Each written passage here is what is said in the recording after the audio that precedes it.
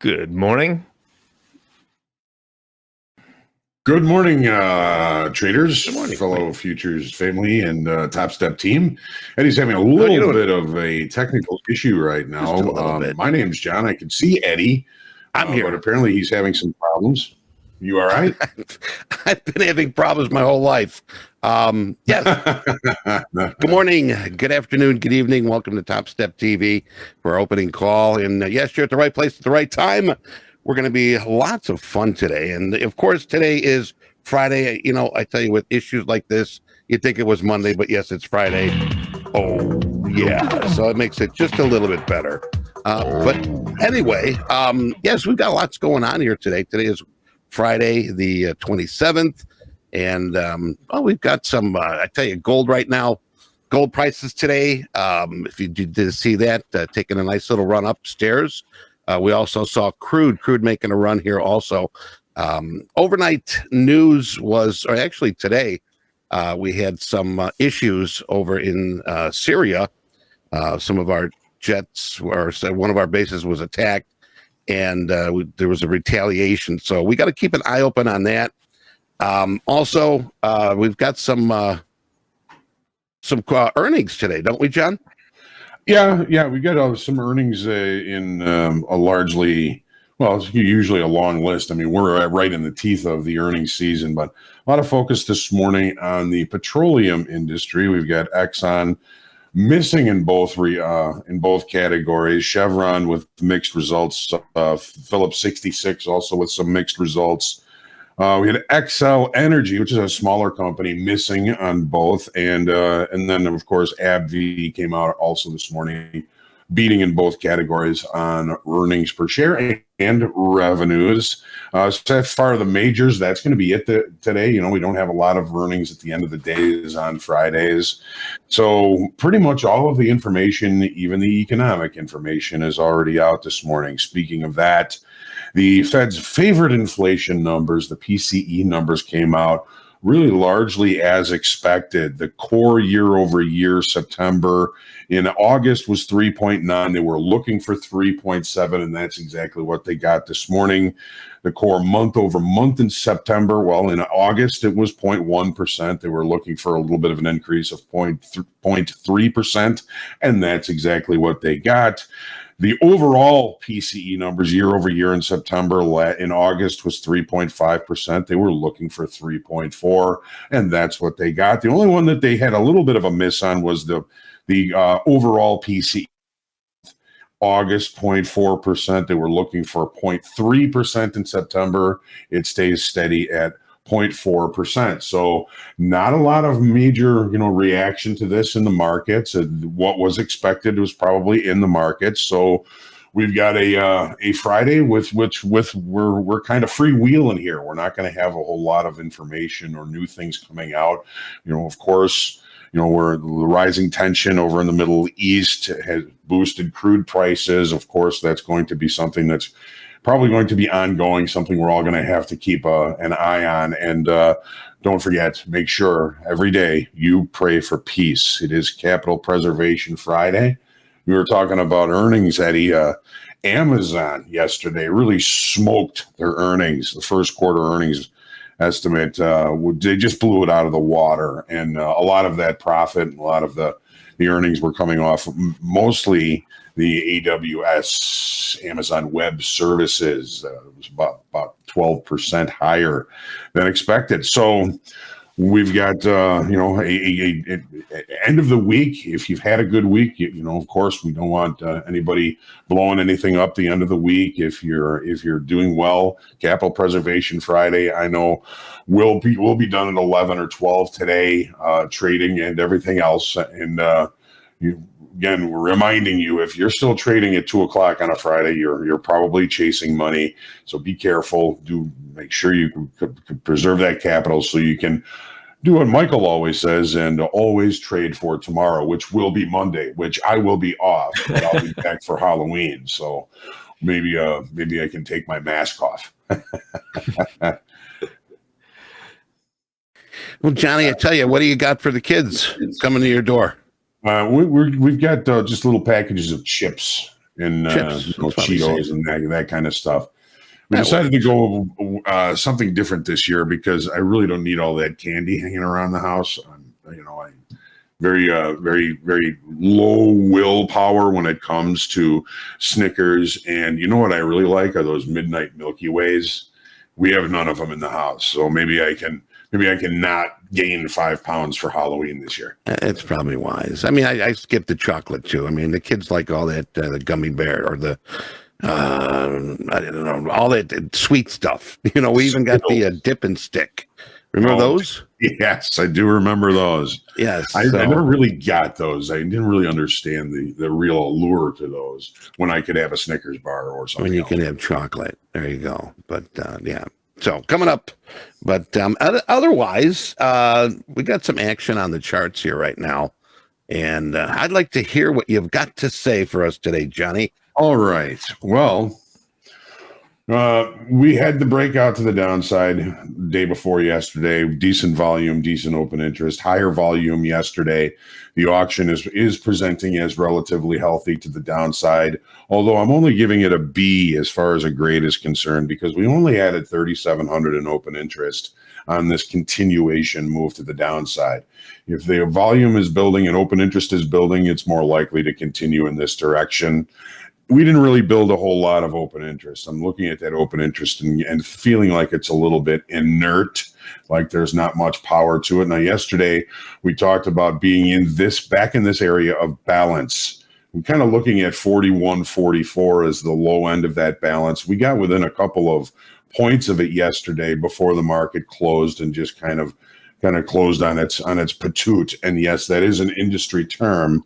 I know a lot of folks are probably focusing on this swing low down here, which is 41.34 on the daily chart here in the December contract.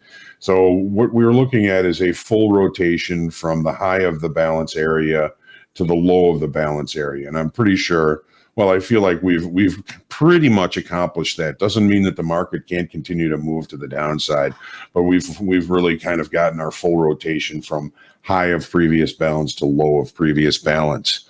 So again, the auction grade B, not tremendous, doing well, but not certainly one of our A students as far as the auction process is concerned. The PCE response, very just inert, no major changes, no major surprises in the PCE numbers.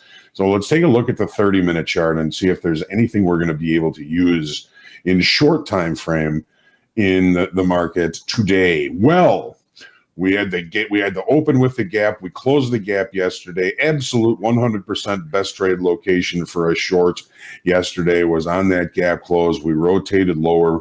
For the better part of the day, we closed again kind of on our patoot, but it was a normal variation day with neutral stance. I believe that is going to lead us closer to seeking new levels to facilitate trade. But has that happened in the overnight? No, we have no overnight inventory. We are right in the middle of the range from yesterday. We're right at the point of control, the fairest price of the day. We've got value higher, they got value lower. We're in the middle of value. I'm usually going to suggest staying patient. And when I say that, the market ends up making a liar out of me. There's no real change in the perception in value of the S&Ps overnight. We got settlement down here at 41.56. You're still kind of looking down to that 41.44 level, that 4100 level, that swing low. Those are definitely obvious visual targets. And again, the normal variation day neutral indicates the market may seek new levels to take trade. Look at the way the market has traded. Back to the daily here. So where did we start the week? We got 1, 2, 3, 4, 5. Started the week here. Now we're down here. Is there a possible kind of profit-taking situation going on here? I mean, we've been coming off these highs pretty steadily for quite some time. Always kind of keeping an ear to the ground to see if I can hear some short covering coming in, some profit taking coming in. just something I kind of think about on Fridays. Most of the time, it doesn't seem to happen. But if we do get a nice rally here, I'm not going to try and fight it. You don't want to fight the late Friday rally. And those of you that remember from the market prep, I'm wearing my rally sweater today, so I don't know what that's going to mean. One last thing about this daily chart. The 50-session moving average is quickly heading towards that 200-session moving average. Are we going to put a death cross in the next couple of weeks, or are we going to recover and get things back, get back to normal? Who knows? A lot of uncertainties. Markets don't like uncertainty. NASDAQ. What you got? What you got? All right. So the break on what was that, Wednesday? Good open interest, good volume, higher volume. Open interest is much more substantial in the NASDAQ than it was in the S&Ps. We added approximately 4,200 in open interest on this continuation. I'm still giving this just a B plus. I don't think that we're really barreling into the shorts here just yet. 50-session moving average, 200-session moving average. How long would it take for lower pricing to bring a death cross into this situation? Don't know. I hope it doesn't happen. But again, with all the uncertainty out there, anything can happen. ACH, anything can happen. Right. So what did we do yesterday? Well, we kind of brought price back to this short time frame area of balance. This is the area of balance that we've achieved the opposite extreme in the S&Ps. There's a lot more space below for the NASDAQ because, of course, tech has been doing very well. It's been holding it up. The 200-session moving average was a target we looked at yesterday. We did end up closing below that. We've got an inside extended trading hour range here in the NASDAQ on the 30-minute chart. What do we have? We have an inside. Hey, get back here. Get back here. It's trying to get away from me. We have an inside regular trading hour range. Look at that tiny little range in the NASDAQ in the overnight, just waiting for information. All the information is now out. You know, little lag going here on this platform. A little bit. Seems everybody's having a little bit of trouble here. So anyways, we don't see our low here yesterday, but what we can see is when the market opened, it really just stayed flatlined. We're inside range, we're inside value, suggesting better to become filed variation neutral day. The market may go looking for new levels to facilitate trade. What's the market's job? The market's job is to facilitate trade. It is to find that equilibrium where buyers and sellers are comfortable conducting business.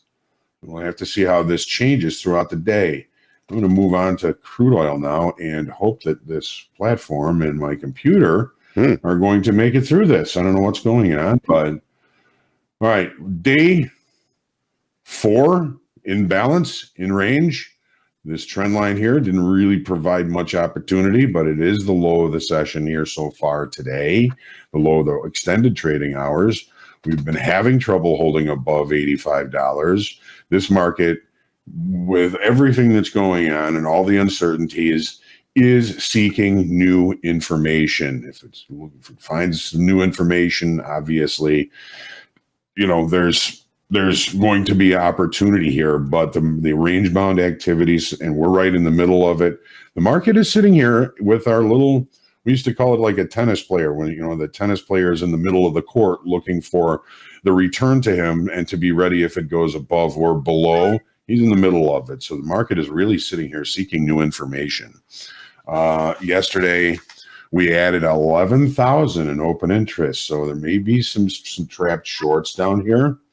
One of the things I'll be kind of seeking and or looking for, the area of established balance. I'm looking at approximately, because nothing is finite in futures trading, $86 down to $83 is really kind of where I'm looking at the area of balance and the extremes that I'll be looking for bigger opportunities. And again, we got an inside extended trading hour range. Here's the 30-minute chart. We did have some overnight inventory that was pretty much all to the long side. The market opens, leaves the opening range at the high of the session, and the overnight inventory pitches their positions. They just wanted out of those positions. So we've already had an inventory adjustment that took us back basically to the point of control, looking at an even inventory in crude oil now. We opened with a gap. We closed the gap. We accept value. That means we may move to the lower side of value from yesterday, which takes us down to about 83.30. So again, the market liquidated overnight inventory that was too long. It's a new day now. Be patient. Look for the right opportunities, and always remember risk management. That's what we do here. Is we try and focus on seeking accurate context, always thinking risk management first, and staying patient in our trading. So, as far as crude is concerned, range bound, centrally located. Well, without new information, we're going to be looking at short time frame information that is, likely to be respected. So, opening outside of range and value, coming back inside of value, looking for the market to rotate back to value area low. Settlement is a visual level. The low from yesterday, our overnight high. Those are all short time frame levels that offer opportunities to limit risk first, and then find opportunities to look for profits in that. All right, we'll take a look at your market here, Eddie. Gold. Yes, gold. Gold just coming off its bottoms right now here. See how strong this is.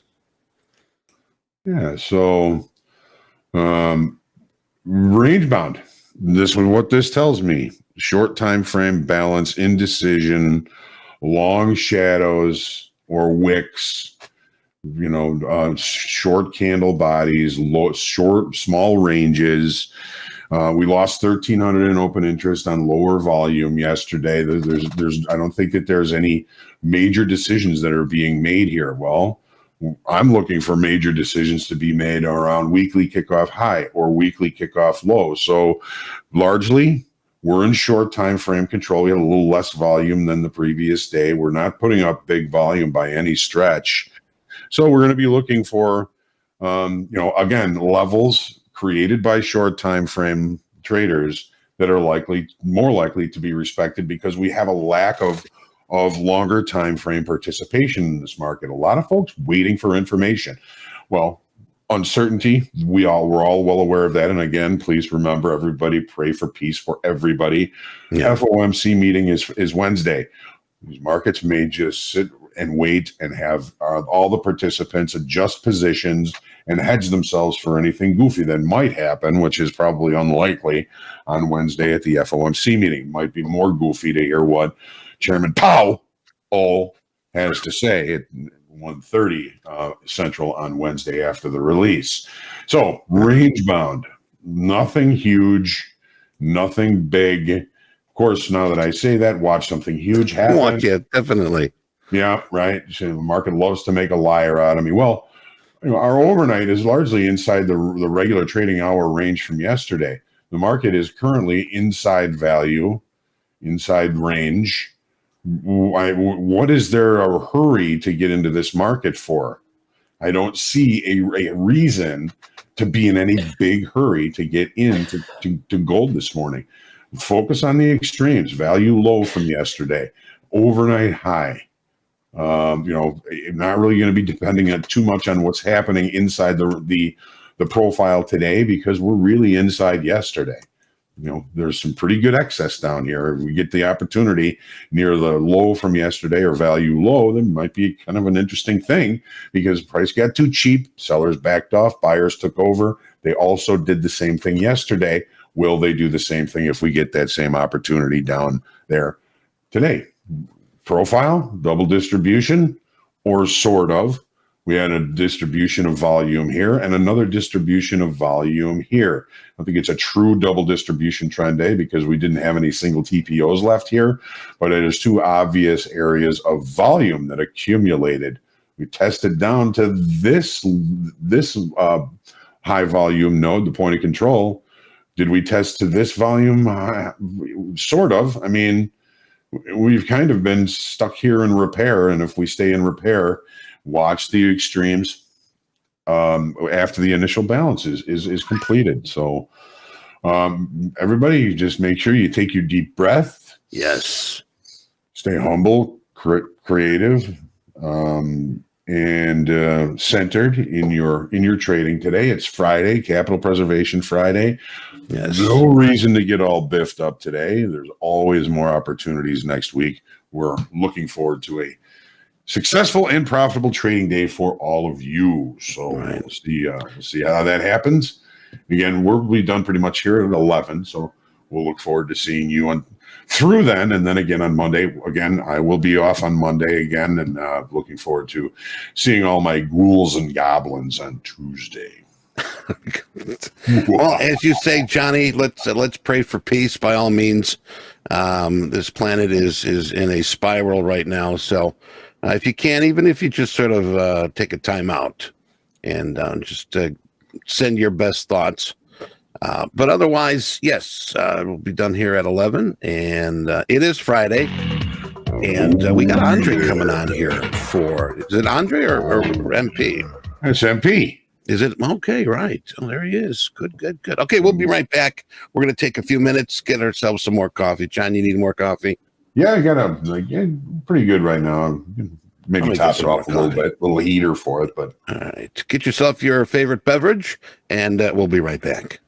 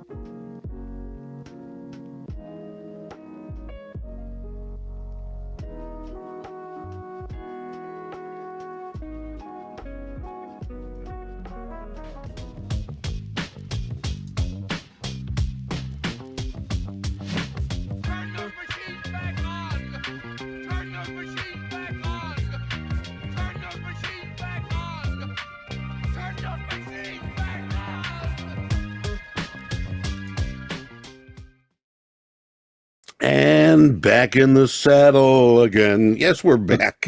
And look who we brought with us this time. We got Michael Patak, Mr. Patak. Happy Friday. Hey, happy Friday. I had to fight for this coffee right here. You had to fight for it.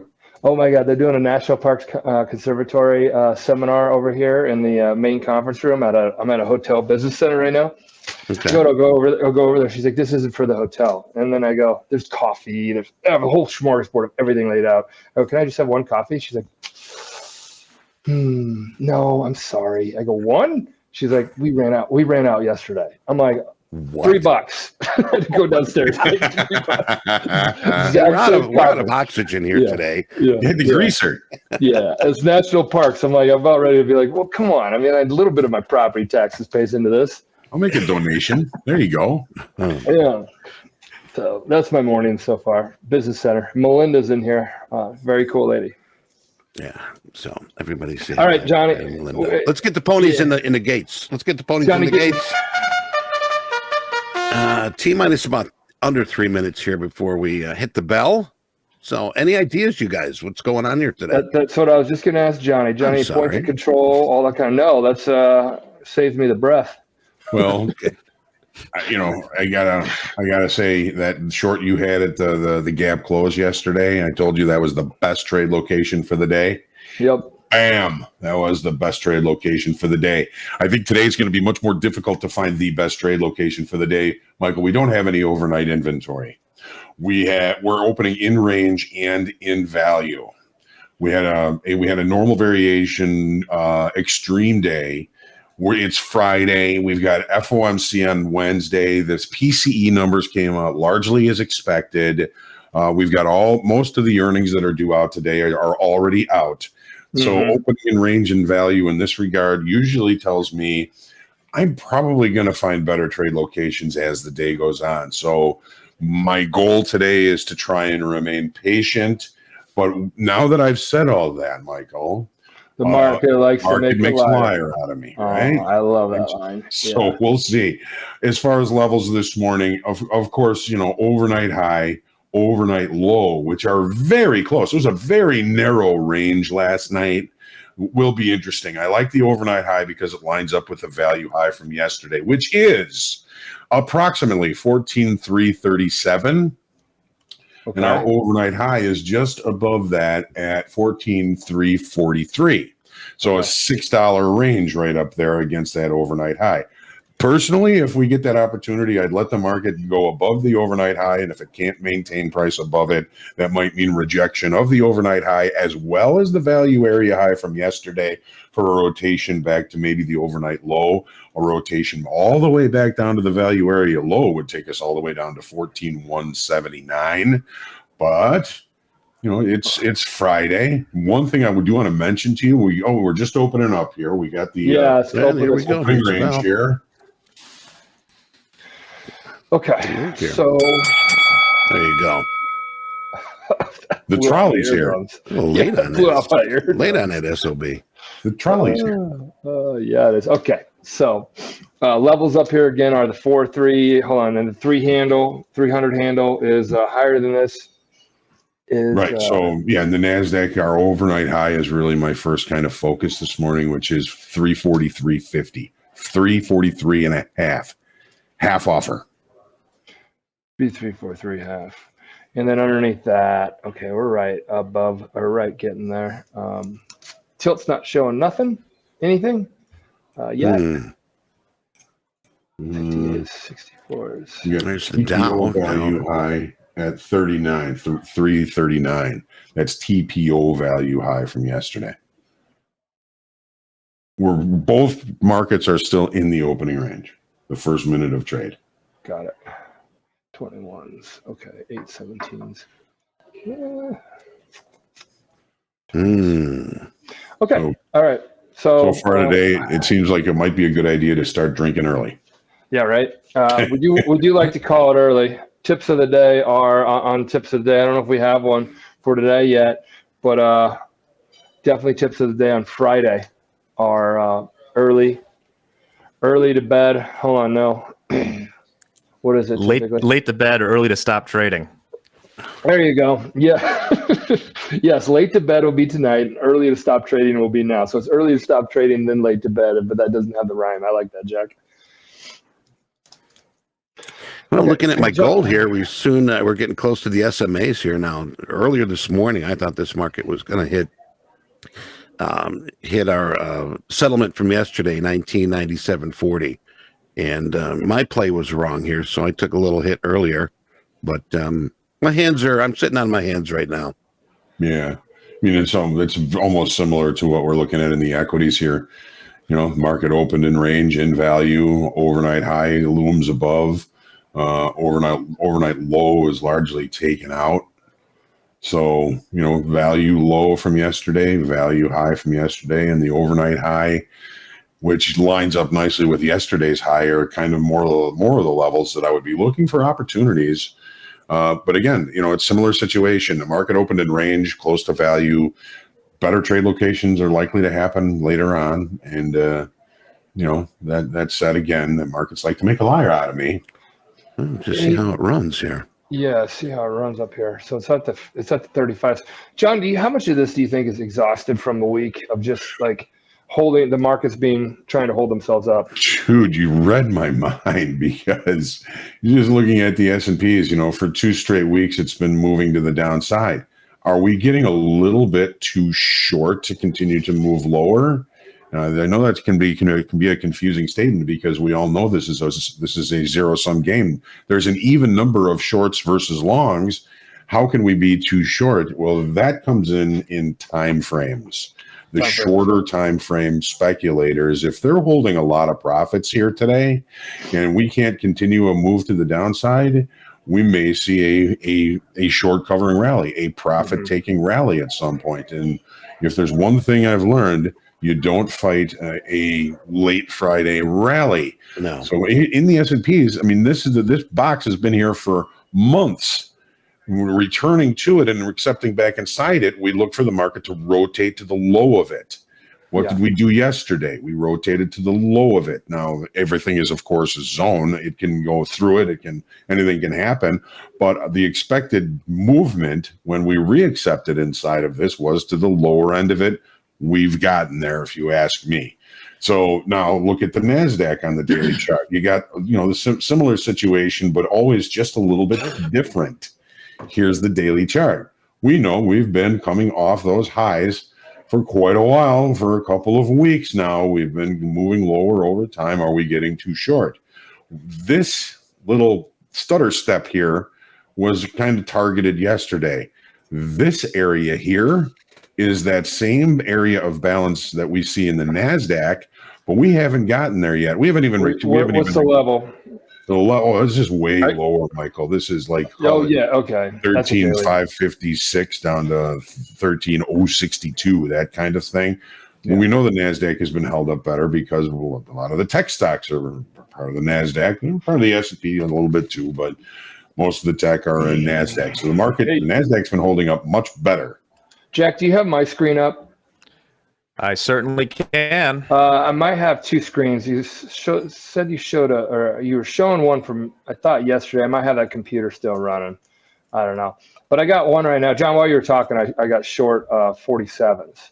But I covered 34, so it's pretty quick. That's nice. It was the overnight high. It was the high of value from yesterday. Pretty much what we were talking about looking at, right? Nice job. Yeah, while you're talking, I mean, again, I didn't let it go to the 20 handles, but I took 2 handles of heat. Great entry, Michael. Oh, don't you love that? Oh, great entry weeks. I don't think I've had a day this week that I've taken more than 10 to 15 handles, not even 10 handles of heat. That's how good my entries have been. But I mean, I'm up like 3 for the week, which is great. I like $3,000 weeks. That's $150,000 a year. And so you're a master at the entries this week, aren't you? I would say you were waiting to get that in there, but yeah, I like it. Hey, just a heads up, guys. Top of the hour, we're going to be having our Michigan consumer sentiment in about 23 minutes. Also, crude traders, you got that Baker Hughes rig count at noon today. So just a heads up. I mean, we got some minor things coming out, but still, it's warranted to pay attention. Jeff, you're still short. That's interesting. I like that. I like that play actually. Nothing on tilt.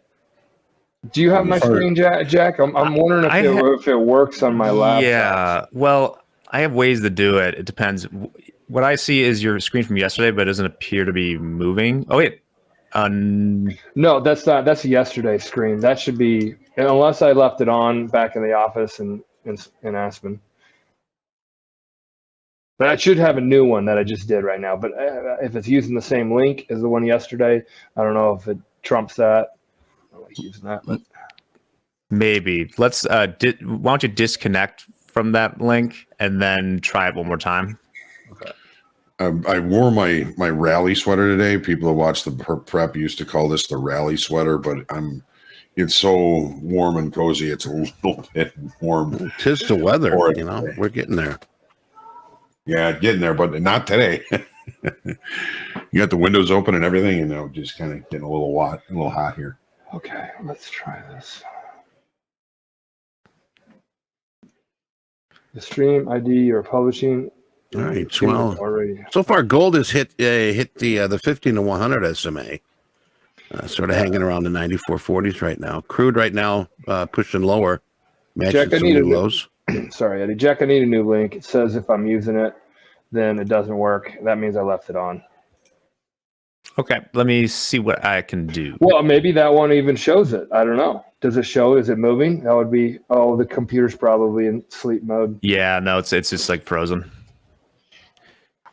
I'm a big fan of not leaving your computers in sleep mode ever if you have it on your trading screen, because it always, you might say it burns out the monitor, but I don't know if I believe in that anymore. Until they get haunted in the Halloween fashion. Leave your computer on, haunted. Where's that nice, friend Tracy? Ghost? There's Ghost. Nice job, Tracy. Pass the combine. Ghost says, watch the market drop as Hoag's taking his sweater off. You look buff, Hoag. Oh, yes, thank you. Yeah, I haven't been called that in ever.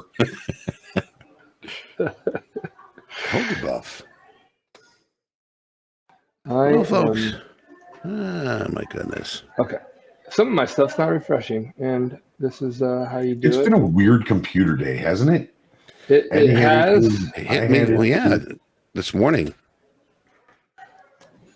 All of a sudden, right before we're supposed to go on, it says, enter your password. My goodness. I think we're all getting gremlins. Yeah. It is the season. Gremlin season. Yeah, there you go. Blue Gator said, Hoag, Eddie, did people wear costumes on Halloween in the pit? Usually if anybody did, it was like the girls, they'd do something. But, you'd get dragged out to the alley if you were a dude. Dressing up like you'd be in the S&P pit trading in your clown suit. Oh, you should 20 just on one. 20 on one. Fully expect just being beat up verbally all day long. Verbally all day. Yeah. The biggest joke on the floor for Halloween was, hey, Hoag, why don't you take off your mask? Oh, yeah, that was always the joke. I forgot about that. That's hilarious. Them floor days.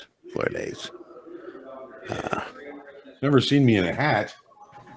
Hey, Jack, does that work? Give me a few seconds here. It's going to take some finagling behind the scenes. Oh, nice hat, Hoag. Thanks. Oh, yeah. My Topstep hat's in the kitchen because I'm leaving town. I got all packed. So Yeah. I got to represent when I'm on the road. Well, we have Leaving to and give skipping are two different things, right? Yeah, we have to give you a Topstep TV hat. Danielle, if you're watching, we got to make Topstep TV hats. We need John to be walking around like he's Tucker Carlson or Anderson Cooper. Oh, wow. Hold on.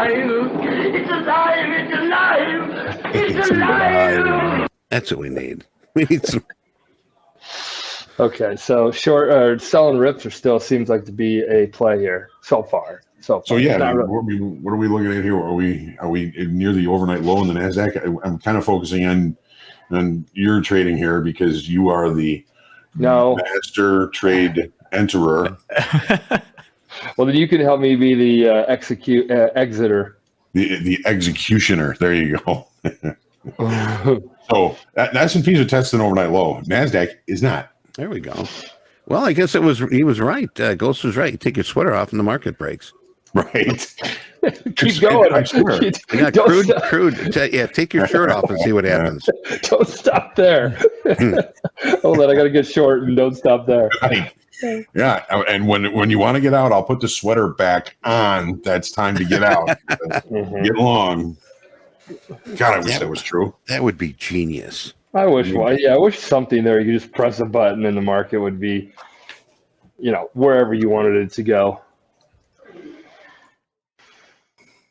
I guess that's what we're trying to do with trading. Yeah. I was gonna say that must be how it feels to be Jerome Powell. Yeah, exactly. Hey, John Hogue, Yes, Amir's sir. asking, do you suggest taking a trade immediately, or should we wait for the 30-minute candle? One of the eternal questions of trading. Of course. It's all about the context, right? When we open outside of the previous day's range, I'm more apt to take a trade earlier. When we open inside range and value the way we did today, I'm more apt to be patient, let the initial balance form, and then work on the extremes of the initial balance. Sometimes, there's nothing that works or doesn't work ever all the time or never. Sometimes, after a normal variation neutral day, the market will drive away from this level because it's kind of used its ability to facilitate trade. And if you've been paying attention, what is the market's job? It is to facilitate trade. It's to seek the level that buyers and sellers will easily and readily be able to transact business. So if there's no major change in the perception of value, you're better off being patient, letting the market rotate, show you some extremes, and working on those extremes for your opportunities. Well, like yesterday, we opened the NASDAQ with a gap. We closed the gap, no acceptance inside the previous day's range. The best trade location yesterday happened early in the session, in the first 30 minutes. I would have to say in the first 10 to 15 minutes is when we came up here, closed the gap, best trade location of the day. Bam. Well, it's different today. We're in the range. We're in the middle here. So just being patient, letting the market kind of show its early rotation where the market, it kind of exhausts to the up and the auction kind of exhausts to the downside, and then work those extremes. A lot of folks have a hard time trading early in the session. A lot of folks actually prefer to trade after the first half hour or after the first hour when the initial balance, which is the range for the first hour of the session. Hogue gap close where? The gap closed yesterday. This was our opening range in the NASDAQ yesterday. So we opened with a gap.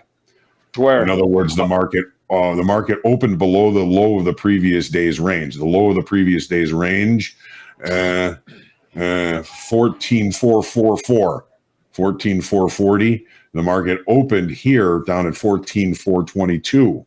That gap indicates the market has opened out of balance. Better trade locations may happen earlier. We closed the gap, no acceptance inside the previous day's range. Best trade location of the day was right here, and the market basically rotated lower until it put in its low and then went into rotation. I got short 42s while you were talking. It popped up.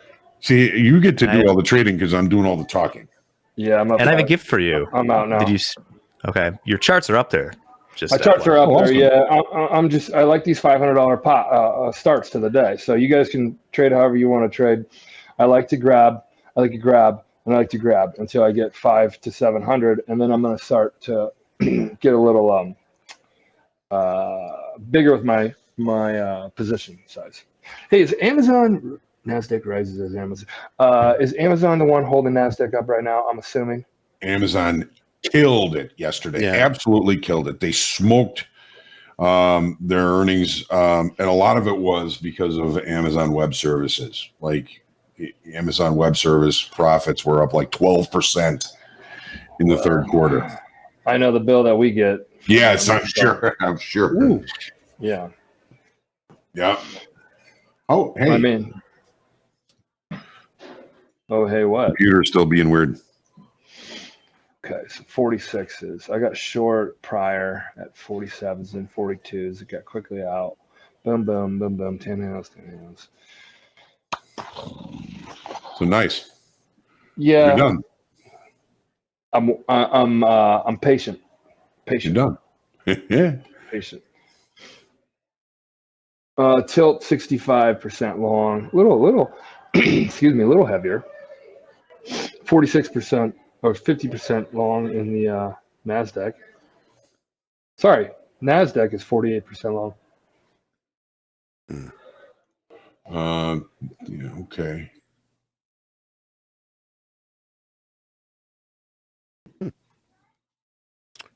Yeah. All right, so let's get a poll out there with anybody.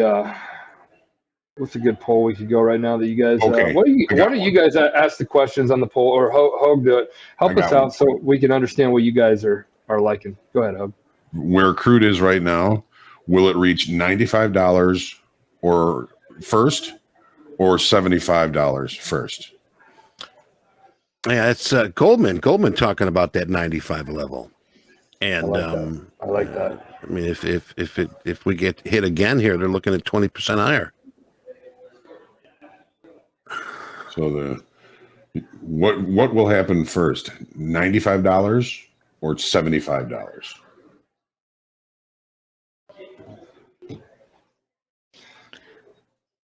What conference is in town, MP?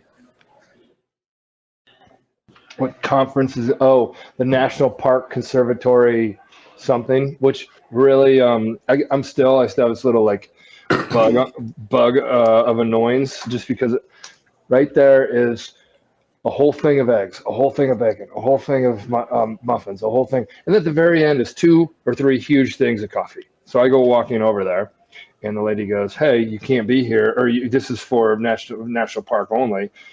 And I go, "Oh, okay," you know, kind of playing dumb because I kind of figured it was. And then I'm like, "Oh, can I grab just one coffee?" And she goes, "No." And I'm sitting there thinking, I'm like, "Aren't you know, I'm not one of those that like when you get pulled over by a cop, don't I pay your taxes and stuff like that?" But I definitely at that point was like, okay, it's one coffee, your national parks, I'm all for it. But there's a little, but no, I didn't say I would have any said, of that. but I'm Grizzly Adams. Oh, you would have said that. That would have been great. Those park rangers, they eat like lumberjacks. They need all the eggs and bacon they can get. Yeah, I wasn't looking for any of that. I just wanted a little liquid that had been filtered with coffee beans. That's it. Wasn't going to happen. That's too bad. No, I know. Okay, 72%. 72% comes around. Yeah, 72% right now are short in the NASDAQ. Harry, don't worry about the you don't have to have an I don't know option on the polls. There's no right or wrong here. We're just feeling out what people are thinking and just keeping it interesting. You just gave the participation badges out. No, there is right or wrong. No, sure. Everybody's got an opinion, or at least in trading, everybody should have an opinion, in my opinion, on markets that they follow. In this case, nobody gets a trophy. That's all. Nobody gets a trophy. What? No participation trophy? Nobody gets a trophy. That's outrageous. I think, I think it's going higher. I think there could be an escalation. Just reading all about that, and Merrill Lynch sent me a whole market view yesterday, and I know they're kind of like whatever because they're just like from their analyst, but they had a lot of concerns about oil and Iran trying to jump in to do something. Well, if you heard, I guess early this morning, we had 2 jets hit targets in Syria because one of the bases was attacked. Right. So, hey, Jack, I'm long 03s right now. Cool. If you want to switch to my screen. Yes. yeah. Nice. So S&Ps are trading below the overnight low right now. Let's see if they come back inside. The opening range in the S&Ps remains the high of the session.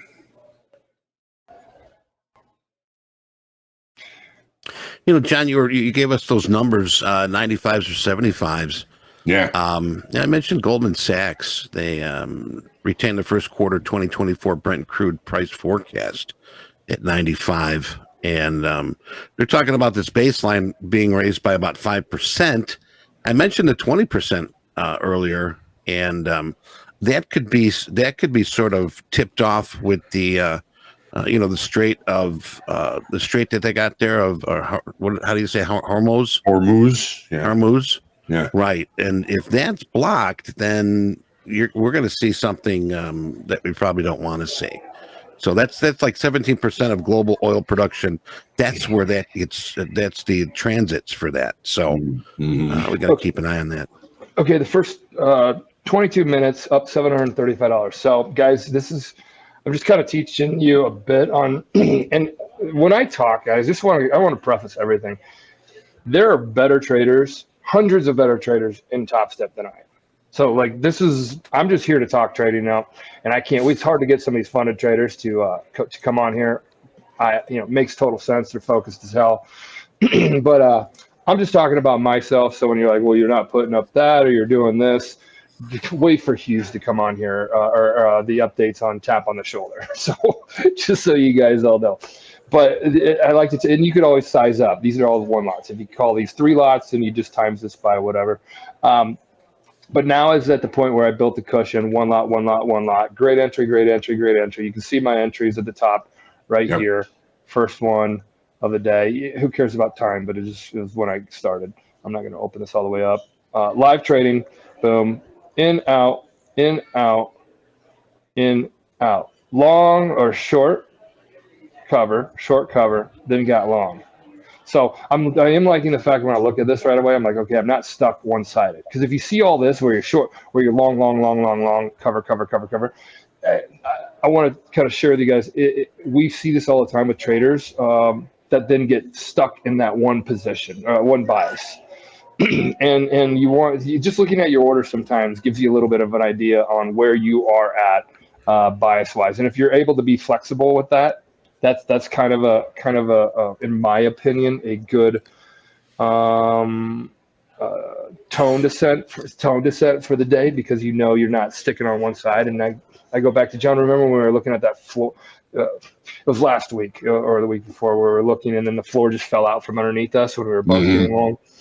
And we were all like, it's going to get long, and I kept getting long, and then like totally wrong. So I do like the fact that I was in and out. Now that's what I'm kind of teaching, is the agility here and staying agile and light. The other one is building your account up with a cushion. These are 2 things I just want to talk to you guys really quickly. Building your account up with a cushion. Right now, I am going to increase my size to 2 right up here instead of a 1 lot. I increase it to 2 to the very top. If you guys, it's probably covered up because it's the right ladder all the way over here. But it's a 2 lot. So now every time I go in, I don't have to think, click. I just click it like I did a 1 lot. Nothing changes, and I don't. My breath and pulse and breathing doesn't change, and I have this cushion. So, and then this is how you can turn a good day or a good start into a great day.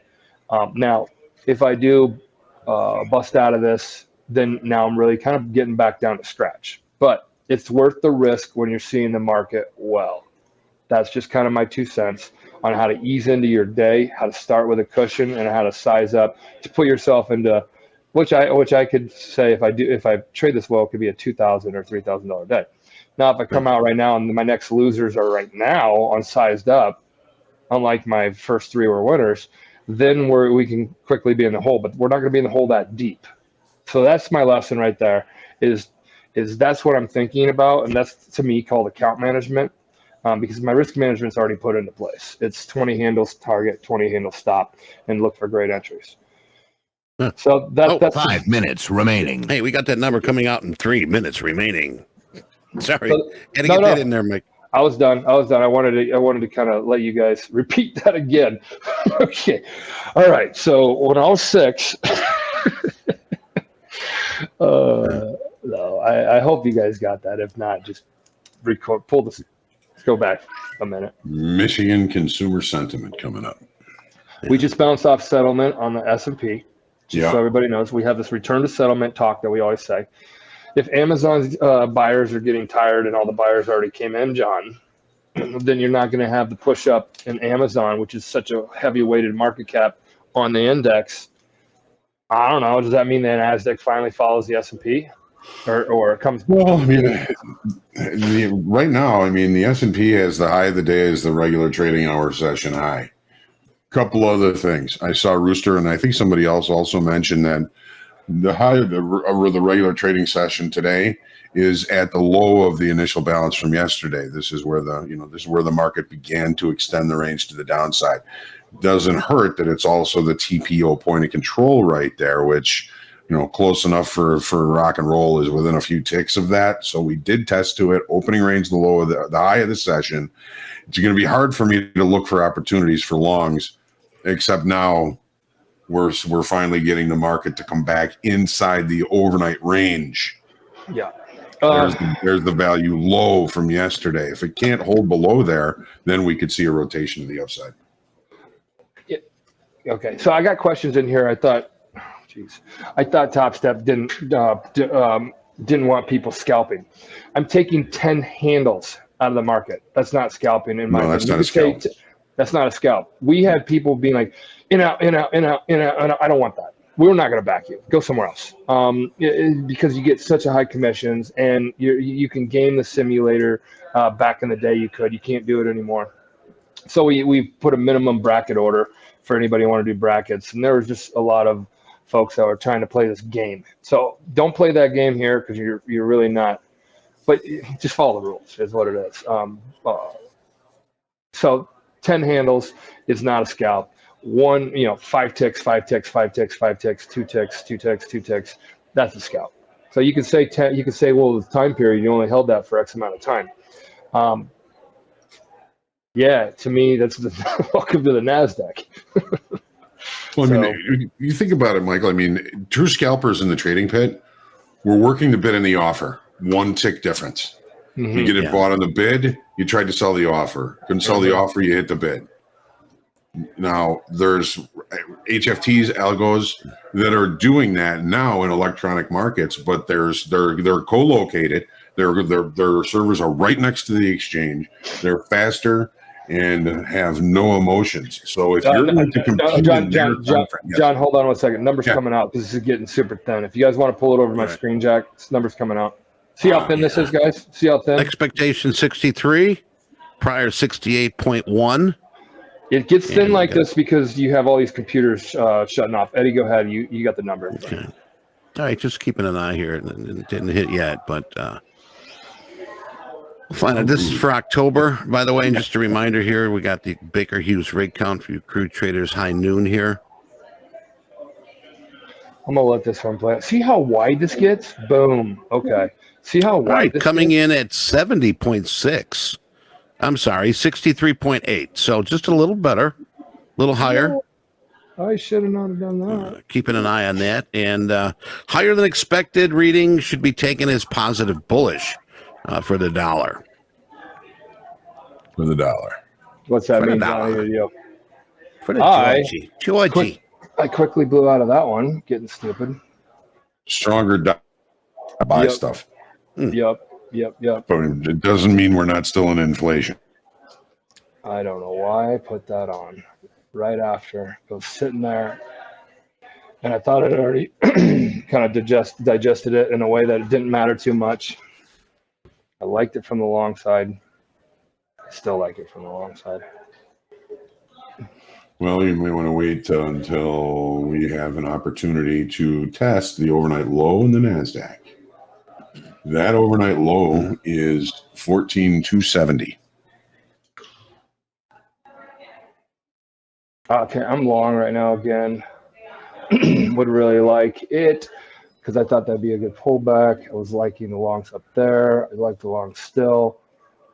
Still like the longs. I'm out. So we're back at 400. Yeah, okay, stupid move. See how much stupid moves can cost you? I could have waited and stayed patient on that one, and I would have had that 400, which would have put me at 1100. But I lost the 700, went back down to 0, put it back up. That's what I think about when I trade. I'm very interested in what you guys think about when you trade. What's the first thing that you're thinking about out of the gate when you're trading in the day? If anybody doesn't have a position open, sitting there watching, it's always a good thing to share that. What are you thinking when you get out of the gate? What do you like as far as like how you approach the very start of your trading day?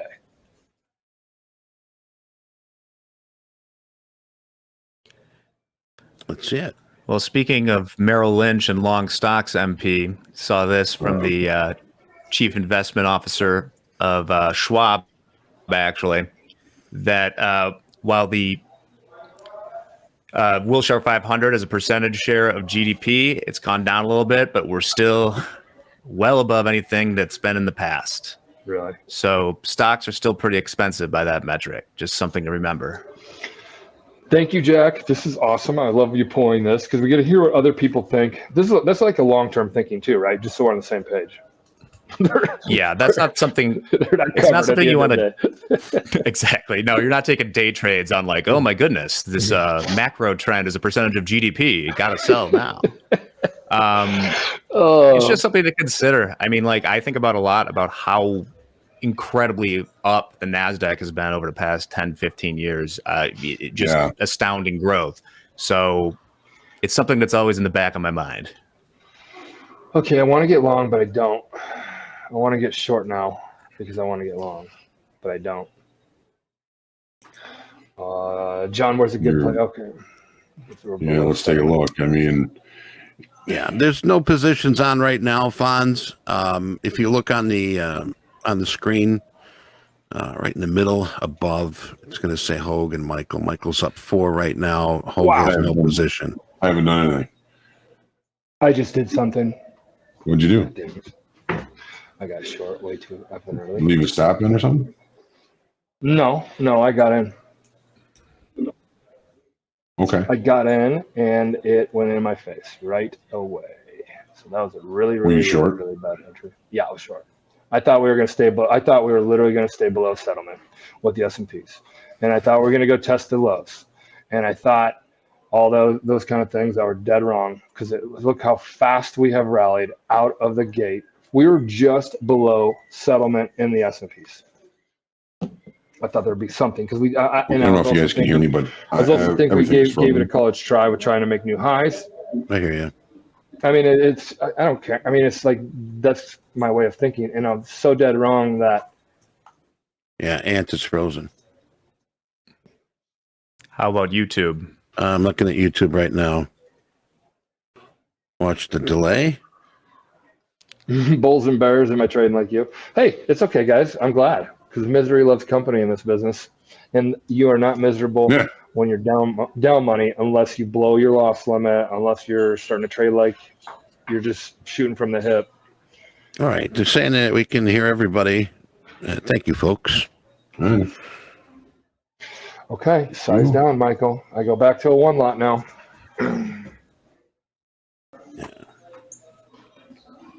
Mm-hmm. Be patient. So what am I thinking before the trading day? Did I do my homework?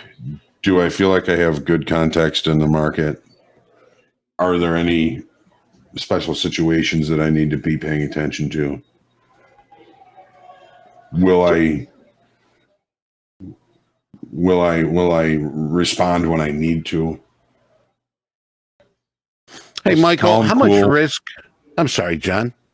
Didn't know you were. All right. Go ahead. No, I was going to. There's a question here. How much risk per day, Michael? I have a $3,000 daily loss on me. I've been proud so far. I've been talking about a lot of things I'm proud of, so setting myself up for kind of the other side of it, where the market goes, slap, slap, slap. No, $3,000 is my daily loss limit. I will move it every now and then, but typically no. I definitely wouldn't move it today because I'm traveling. Okay. And Hogue, if you want to restart your computer, we can let you do that for a few minutes. I think I need to do that. I will be back in just a couple of minutes. Well, give me 2 seconds here. Take your time. All right. You are He's out. He's out. relieved of duty. How many think today is, let's go with this, selling tips, buying dips, or range bound? How about this? This is probably better, because how many think it's going to be a bullish trend, a range bound trade, or a bearish trend?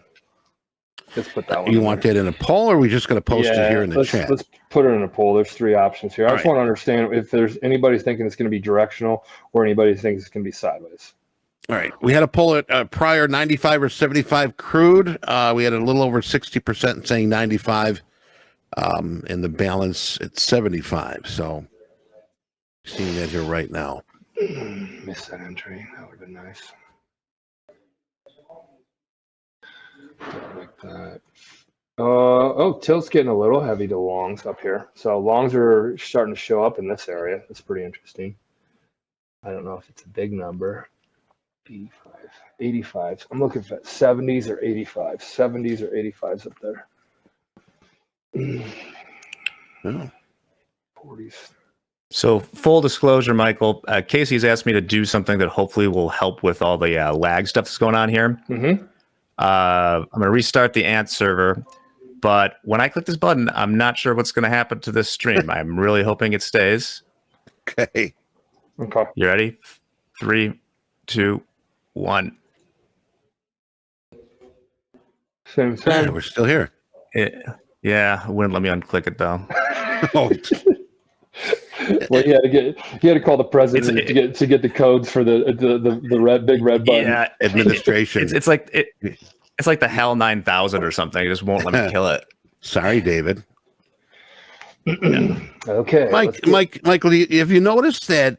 I mean, this whole week, Nasdaq, S&P, you could correlate the markets. You could put one on top of the other, and it looked the same. Do you see the difference that we're seeing here today? Yes, I do, and I think that's a big Amazon thing. Correct? It should be. I tell you, Amazon up 6%. Yeah. But usually, I mean, they catch each other at some point. Well, here's my thing too: is these big market cap companies, some institute, somebody big is going to be thinking they're a buy somewhere. They're like, oh, Amazon just crushed it. Oh, GDP's high. Oh, okay. But then you got the whole overall. Well, they're going to increase the rates. So because of all these great news. But I still think in the long term, playing the long term play on some of these big market cap companies could be what they're calling their clients about today. Okay, my live stream just killed. No, it's back on. So my point of the story is there could be like some buying opportunity coming here. We all know the market has a natural bid. All has a natural bid. Mm-hmm. So, given the natural bid, then we're always looking kind of like to the bias that the markets typically always go up, because every 401k gets auto pumped into there. Everybody's got to park their money somewhere, and there's only so many investments you could put in out there. But well, gold traders, we hit that 50 SMA on top. Now my question is, are we going to pull back again like we have been, or are we going to continue forward to our settlement 97.40? So 95s, 95, 95. Little bounce off the bottom here in crude, 83.75 coming off its just early lows. Just below settlement, 83.21, and buyers coming back in here at this level. I keep getting my live stream little iffy. Refresh your So screen. Casey came in and restarted that. Okay. I think we're good here. Yeah, it is being one of those days. Yeah, it doesn't have the delay like we had before. I see it now. I don't see it now. I do see it now. Well, indecisiveness means, you know what? Sit on your hands, man. If it's not clear, it's probably best. Friday is Capital Preservation Day. Long or short cover, long cover. Long. We've got it here. Long. Right. So directional or sideways. Equities trading. Right now we've got 52% saying sideways and 48 saying directional. Do you guys ever realize that when Eddie just said that percentage, that a lot of times we don't tilt, and then the tilt stays pretty even until it doesn't? That's why I talk a lot about the tilt, because the tilt then gives you a real time when we all probably subconsciously or actually put it on as well. And then those that don't have it on, maybe you're still thinking, where we all tilt one direction on a belief. That's just an interesting point, being a trader, or just maybe society in life when everybody believes one. So it's something that just really fascinates me. So I'm gonna always talk about it, just because if I did college all over again, I'd stick with economics like I graduated with, but I'd add psychology onto a double major, which I don't know if I'm smart enough to do that in 5 years. Well, I didn't know, who does a 4-year program anymore? there. Okay, I'm thinking long way too much right now, which I'm finding myself in that little bias.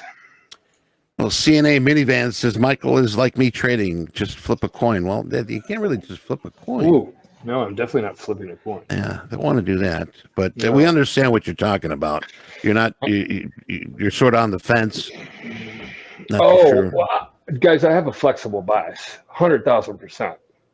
Like flexible, strong opinions that are weakly held. I like to be convinced wrong. Yeah. So when you think I'm flipping, I'm not flipping. I'm actually talking in a stream of consciousness right now, which is what I would do with my journal. I would write down blah blah blah, like things that I'm talking about, like points, like certain points. Hey, it's 76% long right now in the S&P, which is pretty interesting. Hoop says NASDAQ high of the day has been played. Let's see how it acts up here. So just tagging that 100 SMA right now. God, there's a delay on my screen. There's a delay on my screen. Damn it. No, not on my screen. My platform, my live platform just got a delay, and I missed pretty damn good entry.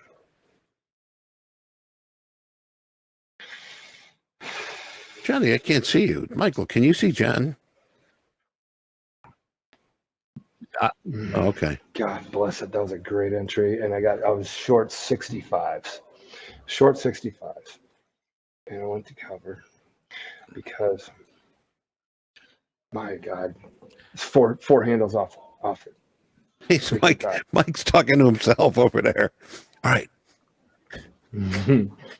He's like making plays. Oh, yeah. You got to be that second voice. Check with yourself. That's a checklist. Yeah. Yep. Well, the whole goal of us getting on here and trading live, which we've always heard people like, why don't you trade live? There's YouTubers and out there, and we're like, besides the fact that we wanted to kind of put a league together, so to speak, of all of our funded traders, and you guys get trading teams, and so we all understand it becomes like an esport like direction that we could head towards as futures traders. At Topstep's leading this. That's the kind of the bigger vision that I have, because I think it'd be fun to work with other traders and to have it be like we are athletes of the marketplace, and we are treated like that. And Topstep frames us up like that, like a smash up of ESPN meets Barstools meets CNBC. But the point I'm trying to make is trading live and having that stream of consciousness is really pretty damn valuable. That piece of when you trade live that we talked about before we started the TopstepTV broadcast. Oh man. You get bummed out when you just have a great entry and you get out 4 handles from the top, and then just what 4, 5, 6. John's 40, back. 40. Hello, John. Yeah. Hello. Let's get us. I'm gonna put an order in. Who wants an orange whip? Orange whip? Orange whip? 3 orange whips. There we go. 3 of us are back here again. Back in the saddle. I was rebooting my computer, and the S&Ps went back to the opening range. S&Ps went up to a high volume node right on the shoulder of it. Yeah. S&P, while it's hitting that high volume node, the NASDAQ is hitting the 100 period moving average on the 30 that pulled off. So if you're looking at my screen, you're looking at right here, the 30 or a minute NASDAQ hitting off a 100 simple moving. And then here, see this high volume node right here. See this yellow little histogram looking thing or whatever it's called. Right off there. Came up, touched a high volume node. Great entry. Now it's selling off. Yeah, that would be the full session volume point of control. Yeah. Hey, Michael, here's a good question. Another Michael is asking you, Michael, what was the turning point in your trading that you made, which allowed you to go from having those 30,000 accounts to being a consistent trader? What was the light at the end of that tunnel? A trading combine, 1,000%. And it didn't exist in 2004. But the prop firm hired me, did not pay me, gave me a real-time trading simulating the Dow Mini, which was just had started trading in like, I don't know, 02. I think it was 02 or yeah, because I just had graduated college and I just had started with them. And they said, here's a $300 daily loss limit and show us a $300 daily average in a 2-week time period. If you ever hit the daily loss limit, your 2-week time period that you need to show us that $300 daily profit average starts all over. And that's where I found the importance of sim. That's where I stopped losing money. That's where I found the importance of watching your downside, because anytime the loss limit was hit, I was locked out for the entire day, just like you guys get. Exactly what you guys are going through is what turned my trading career around. That's why we created Topstep as well. So it was just understanding good risk management, right?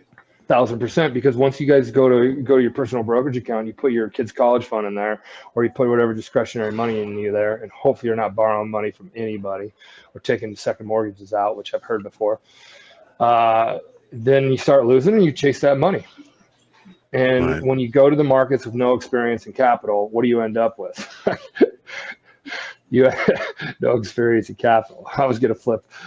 You end up with less capital with a little bit more experience, but you have less capital. That's a hard thing to do, to have less capital and more experience. So if you have so many people come from the brokerage world, so they come here with a little bit more experience, but no capital as far as to trade with, and then they put themselves back on the right track. Hence the fact this founding team right here, created the funding industry. And as far as prop firms, there was always prop firms. There was never an prop firm where anybody on the planet, instead of showing a resume, instead of interviewing, they could interview by showing they could trade. And we started it in 2010, and all these bullshit whatever companies came out in 2018 or 19. Great marketers. Well, I mean, I tell you, I can't stress the fact that management, not only on your account but on yourself, is just so important in this business. Yep. I'd say it's the most important, Eddie. Right? Yeah. If you don't have that, you don't have capital, and you don't have funding, and you don't have passing combines. But you do have resetting like a shitload, which please don't. Let's, you mentioned that resetting. It's one thing that when we see it, and this is the honest to God's truth, if we see it here at Topstep, we're contacting you. If we see it happen, and I've did it hundreds of times.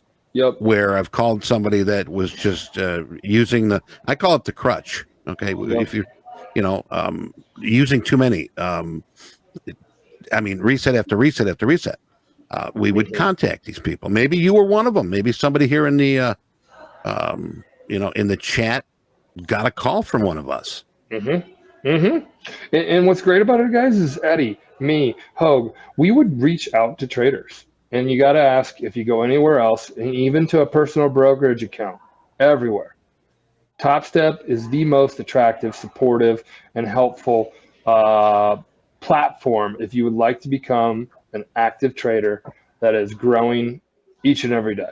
And you gotta put in the hard work. You gotta listen, be coachable, join Discord, join this, follow rules, all that. And real it's a quick here. higher probability you'll get there. Go ahead, Eddie. Charles, he says, I was one of them back in the day. The Wiz, you guys contacted me for resetting too. You know what? Props to you guys for coming out and saying, hey, I was one of them. I remember the Wiz. I remember we talk about you guys. We talk, I mean, not just Wiz, but like we talk about these traders. And Eddie, I remember you talking to the Wiz or somebody here because I've heard of his name. Right. And we try to be as transparent, and we're very happy that you guys are being transparent too, whether it be good or bad. Usually if it's bad, you ain't going to say shit. I'm going to keep my mouth shut. But putting it on the table gets it off your back. Putting it on the table shares it with others, and somebody else might have gone through that same experience that said, hey, this works for me. I fixed it. Why don't you give it a try? So, we're here as a community. Here's a team. Here's a family. And I really appreciate you guys stepping forward and saying, hey, I was resetting too much. I just picked up 20 handles while you were talking. I sold 48s, about 35 or 25, 28s. There you go. I'll keep talking. Right. Hamana. And guys, I sized down. I went from 2 lots to 1 lot. And it does create a slower way to get back to where I was, but I'm not thinking about getting back to where I was. What are we doing? We're down money, John. We get back to thinking scratch. And then you get back to scratch. And then you start thinking about, okay, am I still seeing it? Is there still plenty of opportunity left in the day? Okay, let's keep pushing forward. But if the window of opportunity closes and then you get back to scratch, then as a smart, disciplined trader, then you maybe want to think calling it a day. Remember, it's Friday. It is Friday. Anytime I'm down and I get back to even on the day, historically, I'll just sit back, or if I was standing, I would just stand there, take a few deep breaths, just try and get reset back to center. And then start thinking, okay, what do I want to do here? I just saved myself from some losses. That's a win on the day. What am I doing now? If it was this time on a Friday and I started out down and I got back to even and I was up on the week, I'd say, let's go down to series and get started. Yeah, and there's there's nothing wrong with that. And getting started could be different for anybody. Right. I can go work out. I can go walk the dog. I can then go play the guitar. Get started with the other part of your life. And John's is being an alcoholic, but Everybody is happy. Great. No, but that's what's so great about trading, John and Eddie. It's like when we're talking about this, we're talking about getting back to even, because if you're down on the day, and there are people down right now, and I'm down $120. I call that a scratch day if I quit right now, second best winning day, because it's like whatever, within $100 to $200, $300 variance, I can put that up, So it's like, to me, that's an area where it's no problem to recover from the next day, because it's not really a recover. But you can say, well, it's still losing. Yeah, you're right. But the point of the story is knowing when to stop, knowing when to walk away, all these other things. That's a psychological game. That's where your emotions play into here. You're like, FOMO, man, it's Friday, blah, blah, blah. I want to put up some money. Markets are still moving. But the trader in us that needs to come out and mature is the one that knows how to, John just said, sit back, step away, go like this. I don't see it anymore, I'm tuning into Topstep TV. Okay, I'm going to shut my screen off. I'll put the volume up. I'm going to go over there and make a sandwich and do everything. Come back. Maybe there's something there. If there's not, shut off, and go be a trader. A trader has a good lifestyle. If you're familiar with the Kenny Rogers song, The Gambler, no one hold him, no one to fold him, no one to walk away.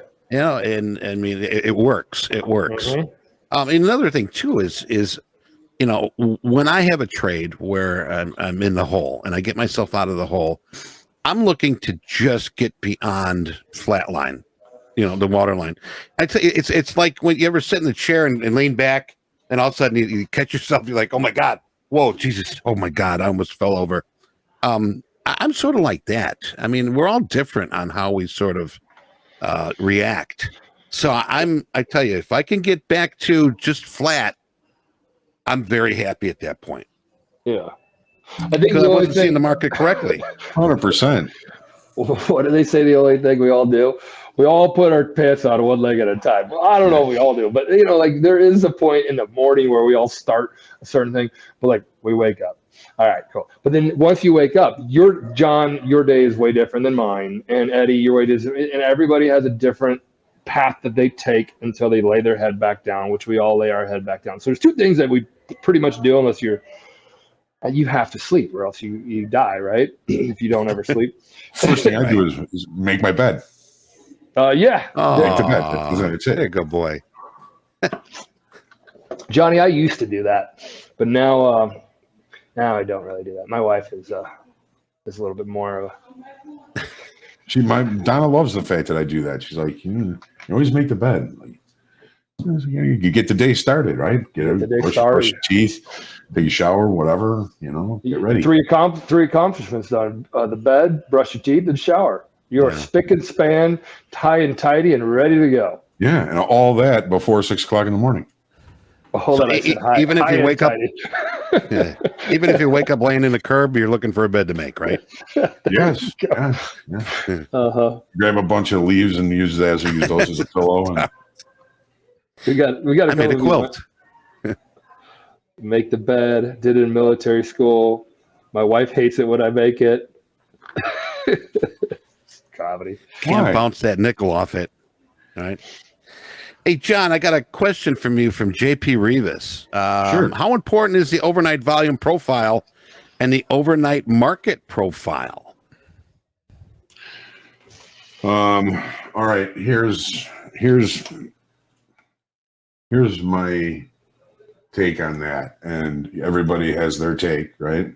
So here's yesterday's range, regular trading hour profile, overnight profile. So when it comes to the overnight profile, focus is where are the extremes? What's the overnight high? What's the overnight low? And where's the point of control? I mean, the point of control we haven't been to here yet, but we left our opening range at the high of the session. So the only thing I focus on in the overnight profile or the overnight chart is the high and the low of the overnight. And the most popular price last night was all the way up here at 41.79.75. We've left the opening range at the high of the day. We took out the low of the overnight. The market is kind of one time framing lower. I'm not looking for longs. Until I find some sort of structure to lean on. We do have excess on the low here yesterday, but when it comes to the overnight session, I mean, it's so thin, and there's so few longer time frame participants there. Look at on this 30-minute chart, the volume is almost non-existent overnight. The volume is always in the regular trading hour session when all of the participants are available to have an effect on the marketplace. So, the overnight is full of short time frame P shooters that trade overnight, whether they choose to or they have to, whatever it is. We all have to do what we have to do. But so as far as like a profile, I'm looking at the overnight high, overnight low. I might look at the overnight, the overnight point of control, but more importantly, I'm looking at the overnight inventory. Like, here's where the market opened last night at 5 o'clock. Well, by the time the market opened in crude oil, we had all these shorter time frame longs holding long positions. What were they looking for on the open? They were looking for continuation. When it doesn't happen, then we get them move back down towards where the market opened at 5 o'clock last night, or settlement. Well, what did crude oil do today? Overnight inventory was long. The London session really started to kind of come off of that, but there was still some effort to continue a move to the upside, which failed, and we left the opening range the high, well, close to the opening. I don't know if this is correct. I think we maybe left the opening range at the high of the session, and the first thing that happens is you get rid of all that overnight inventory, taking care of old business first. There you go. Good stuff, John. Thank you, John. Mm-hmm. My pleasure. And, nothing works every time.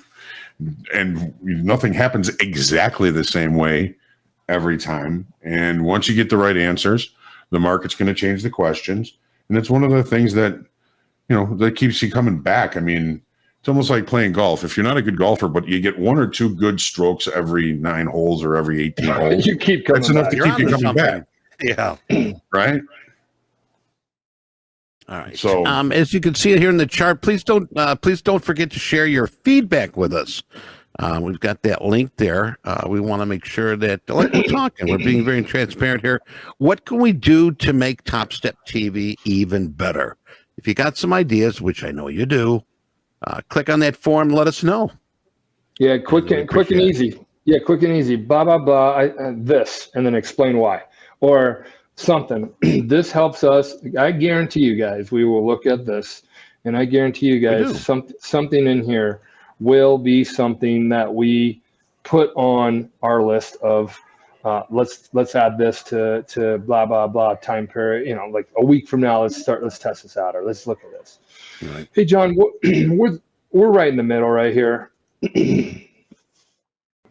I just got chopped up a couple times because I was putting things on. Why are you diddling in the middle? I don't know. Do that on your own time. Yeah. Diddle in the middle. It's Friday. You got the initial balance established up here and down here. Mm-hmm. Anything in the middle is random, and all it does is increase the risk. Mm-hmm. Guys, this isn't good trading. So honor my word. Yeah, you're right. There are many times I have a really big problem with being patient, I guess. But being patient, I'm getting better at. No. Well, a little bit better. Stopping trading. And it's so hard. So that's something I'm working on. So you guys can hold me to it, which I love. MP, have you ever tracked your P&L by hour of the day? No, but I know roughly. I know roughly what it is, but I used to in the back in the day. I used to track my day and the time period, and I put it on a spreadsheet. This is before they had you could upload your fills and do all that. But no, where are you going with that one? I think I know. Oh, I'm not going anywhere. I was honestly curious to see if you noticed anything about that, because you were talking about how you're getting better at stopping. Yeah. No, I'm getting more patient. I'm not getting the stopping part. I get to this point where I then keep switching. So I stay very agile in my belief. Okay, wait for this. Okay, I like to get long. Okay, wait for this. I like to get short. And there's times where I move that down to really short. Be like, all right, I like it short. I like it long. And then I get tighter, and then I trade it. And then it's called getting what? Spin cycle? Is that what they call it? Yeah, that's a good name for it. Yeah. Yeah. Yeah, you get spun around. Hey, Chick, while we got you here, can we say our hot streaks? Because I had some information this morning that our good friend Massimiliano is back in the lineup. Is that true? We're checking the data on that, but for today, there it is. Hot streaks. All right. Radmila 16. That's is that a new name? Guangzhong 15. We got Prince, like that. I didn't know Prince was trading here. Prince Fielder, yes. 15 days. David M, 14, and Wen. Is that a Q? I think that's a Wen Quinn with 13. But look at Guan, 13,353. That's pretty decent here. Nice. Actually, all those numbers are really good. Yeah. To be honest with you. Positive numbers are always great. Yes, any positive number is a good number. So there you have it, our XFA hot streak. 16. Thanks, Jack. 16. There we go. I like that. Jack, we need to add a funded trader hot streak because there could be live folks. I mean, I would definitely assume, and I don't want to be excluding the all stars.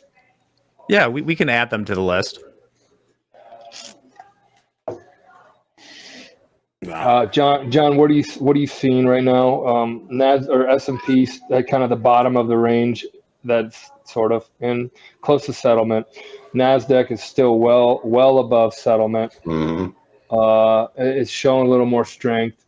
65% longs in Nasdaq, only 51%. No, sorry, flip it. 65% longs in the S&P, 50% shorts in the Nasdaq. Yeah. Nasdaq's in the middle of the range. I don't want to do anything. Nothing to see here. Move along. Move along. I guarantee you right now, if I was not trading with you guys on Topstep X, I am in, or my because today I just feel I have a itchy trigger finger. 22 aside, 22, that's 22 contracts in, 22 contracts out. That'd be 44. That'd be double if I wasn't on with you guys. So if you guys are getting some value out of Topstep, man, that would be a good question to ask in our survey. What value do you get out of Topstep TV? Because for me, it's like it prevents me from overtrading. That's mine. I put that in there. JD, is that something we can do? I'd love to know that when we get the best idea, or what do you think they could do better? What value? What value do you get out of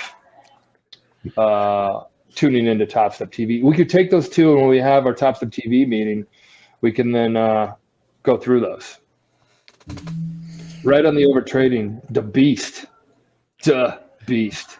That's way better than Mr. Beast. The Beast, I like your name. Keeps me more Is patient. he for real? Buddies now. I tell you. He's out of Kansas, yeah. He is a real person. He's a real person, but I mean, come on. Really? I mean, he's a sentient YouTube algorithm. Really? Yeah. Right. Is that? That's like Pew Pew Pie Die or whatever that guy is. I mean, it's like they get all these, millions. They'll post something and then it's like, 2 million within like 3 hours. Yeah. It's ridiculous. Come here. Kalo 38, having trading buddies. Thank you, man. I consider you guys. I consider all you guys my trading buddies. There's no shits, man. I totally agree. Lacey's here. Oh, there you go. That's a trading buddy as well. Hey, Lacey. Hi, girl. I had to tease her with a treat. Here you go, girl. See, this is the content people want. That's Dog time for Topstep. Yes. I mean, Jack, you're not too far off. I mean, the puppy bowl does get views. Maybe I'll see if I can get Rodney in here for top quiz. Yeah, right. I'll do that. I love Rodney. Yeah. Oh, I'll bring your dogs. Bring your dogs to work today. Okay, John, the S&P is not holding bid now. No. The NASDAQ is still right there right now. 50-50 on your tilts. Average longs on your S&P is 20. So you got 20. The average of the longs in the NASDAQ are taking heat by 20 handles, 25 handles. So there's something there. Shorts are in the money by 25 handles. Okay, so think if you're long here in the middle. Let's say you're long 14,320. Well, it's not in the middle for you, right? You're an S&P guy. Is that still in the middle? Well, yeah, no. It's you're at the low of the initial balance now in the Nasdaq too. See, here's the low of the initial balance right here. S&Ps have traded below the overnight low, and they're testing still. There's more nuance in the S&Ps today than there is in the nuance than in the Nasdaq. That if you ask me, because the S&Ps opening range the high of the day. There's still a down. There's still some hint of seller control here. The Nasdaq, however, has traded both sides. Hasn't taken out the overnight high. It's in range, in value.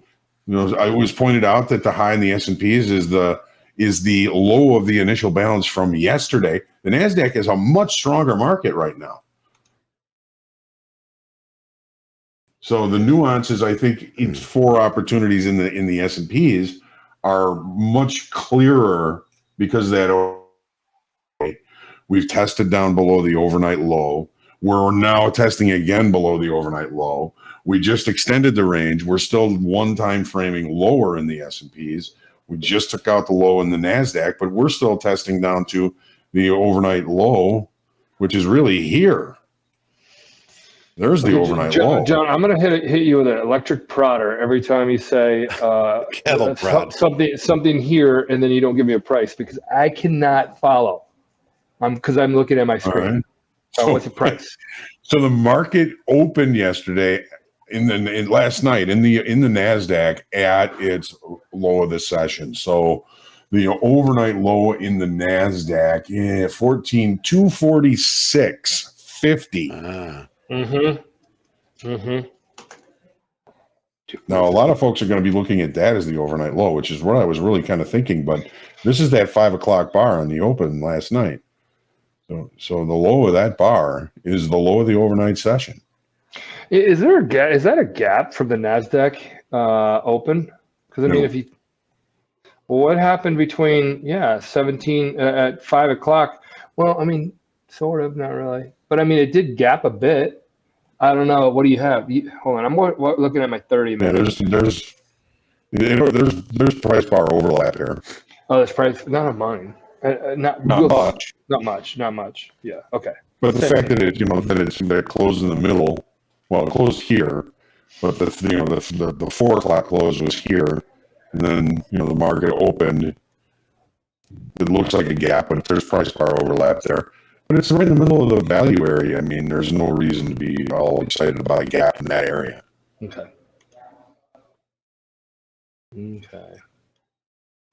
Now the S&Ps are continuing to one time frame lower.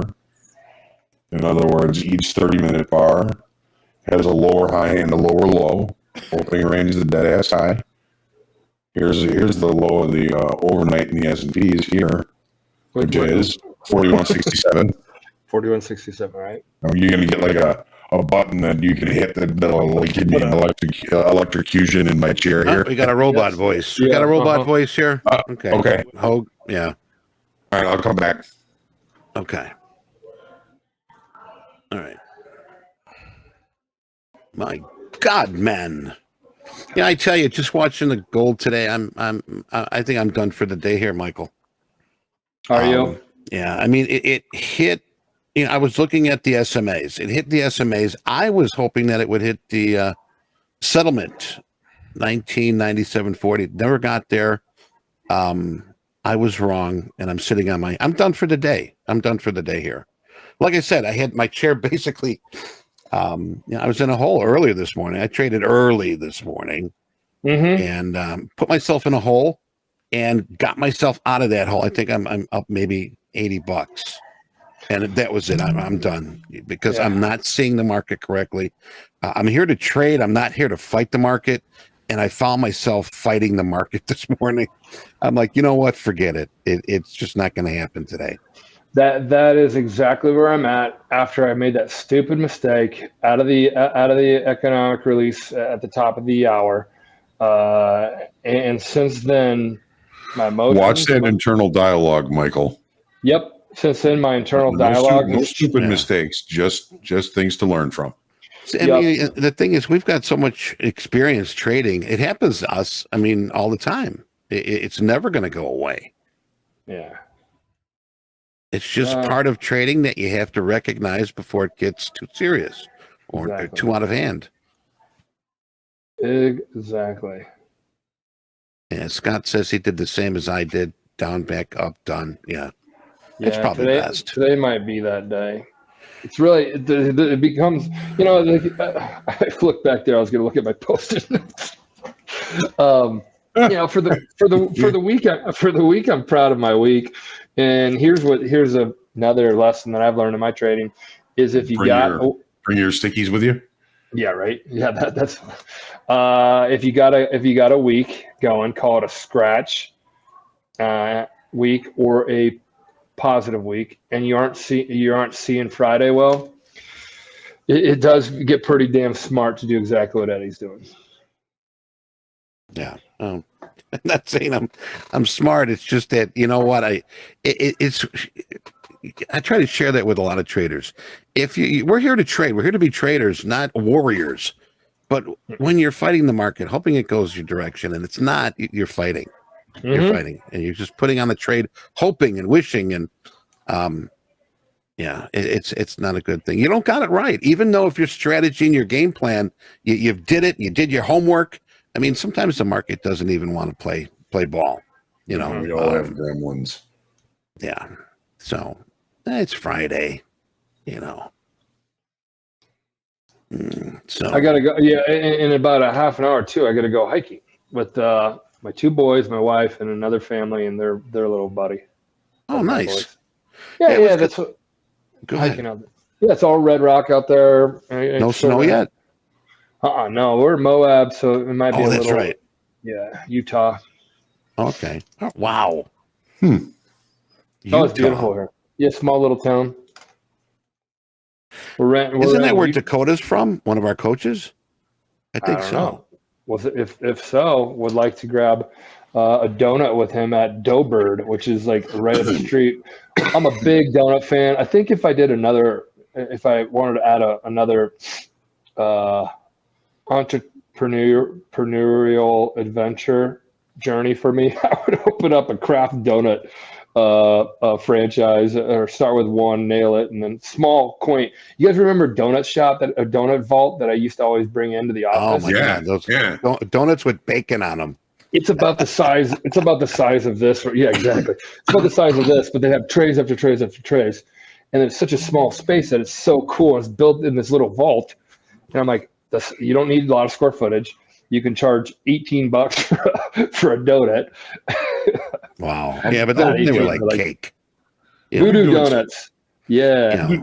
Well, how about some hiking in Tennessee this weekend? I'm going to a wedding on Saturday, but I'll be hiking in Nashville, like kind of just hiking from bar to bar, probably. But I call that hiking. Mm-hmm. Yeah. Speaking of donuts, how about like our friends up north? Tim Hortons, he opened up in 64 with one. Well, this guy played hockey, Right. I think we saw Tim Hortons, probably seen it in a few movies, but I mean, now they're all over the place. But Voodoo you got donuts. a good donut. Yeah. You got a good donut. You will have people knocking your door down. And then if you want, you can sell ice cream, and then you got the lunch hour and you got the evening hour, and you put it in a very small square footage, like they come up to a window, right? Or they would see a little like display, and all you do is grab $6, and it's like, I'll take 3 of those and a coffee. And and then I'll be back here for ice cream later. we got like a Dunkin' Donuts with like a Baskin Robbins in the same place. Well, you see, that's the whole two of those. Baskin Robbins still a bubblegum flavor I've always liked, but I don't like their donuts at all. Dunkin'. This is, to me, it's craft donuts, Eddie. So it's ones I brought in. Right. You get they look like difference. Birthday cake. I mean, those are $10 donuts. Yeah. Yep, exactly, and people have no problem paying that. So donut business. The funny thing in the office too is we would cut them like cake. Nobody would take a full donut. Oh, if you took a full donut, you're walking down the hall with this big ass hula hoop. All right, I'm going to step away here just for a few minutes. I will be back. Hit my seat, would you? Yeah. Hey, outside trader. This isn't a Topstep hat. I don't know why I just showed you this one, but we are working on some pretty damn cool designs for custom hats. So we'll do like X amount at a time. We're trying to do a show where we can start getting apparel to you guys. Our opportunity for you guys, like go fund yourself. That line that we had this week. Yeah, that's always great. We can make a cool T-shirt out of that. I like the one of my quotes. Here I sit, brokenhearted, came to trade and only charted. Yep. That's another one. I want a Hogue hat. There's a Hogue T-shirt. There should be a Hogue hat. There should be a Hogue hat. Yeah, I love my Topstep hoodie too. The Topstep, we get Bella Canvas, which is just incredible. My wife and sisters and brothers and mom and Hogue. I know you sleep in those things, and it's so damn comfortable. Yes. The T-shirts. Yes. They're not like a burlap sack. Gildan. No disrespect. Burlap sack, no. Oh, yeah, and it turns into a square SpongeBob SquarePants type of shirt after you wash it once, and then it's just scratchy as hell. Bella Canvas is the best one, in my opinion. Yeah, Donna sleeps in her Hogue T-shirt because it's so soft. Yep. I turn over, open my eyes, and I see me. Scary. And we stay in love for so many years.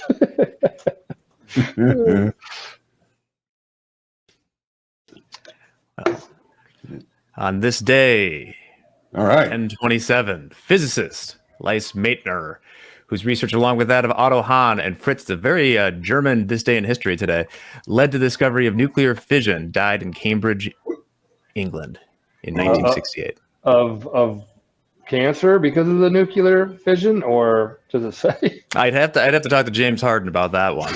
Yeah, I didn't want to inquire. I thought they still needed time. Is nuclear fission? I mean, I'm an idiot. Splitting of an atom. Got it. Yeah. That's something that we wish we never discovered, but what we do want is nuclear fusion, because that would just be an eternal source of energy. Very clean too. I watched that Bill Gates. There was a Bill Gates thing on it, like it's safe now. Like some of the old factories we had that push button, they're like it's. I don't know. Don't be like, are you an idiot? But that's what it sounds like. It could be just like you said, Hogue, a great, if we can get the environmentalists maybe around it, or people that have it okay in their backyard. Yeah. No, it's just more the science isn't there. I thought it was ready. Oh no, this is like an infinite energy hack. If you would know if we had it. Well, isn't that what nuclear power plants are that's fission supposed to be? I didn't know that you were such a nuclear stan as well, but Hogue is correct. Those are fission reactors. Mm-hmm. Yeah, fusion is what runs the alien ships. It's what runs the sun. Runs the sun. Really? So this okay. So you guys, the periodic table didn't, and Michael Patak did not have a very good relationship. I remember about 3 things from school, and that's one of them. Is it really? Awesome.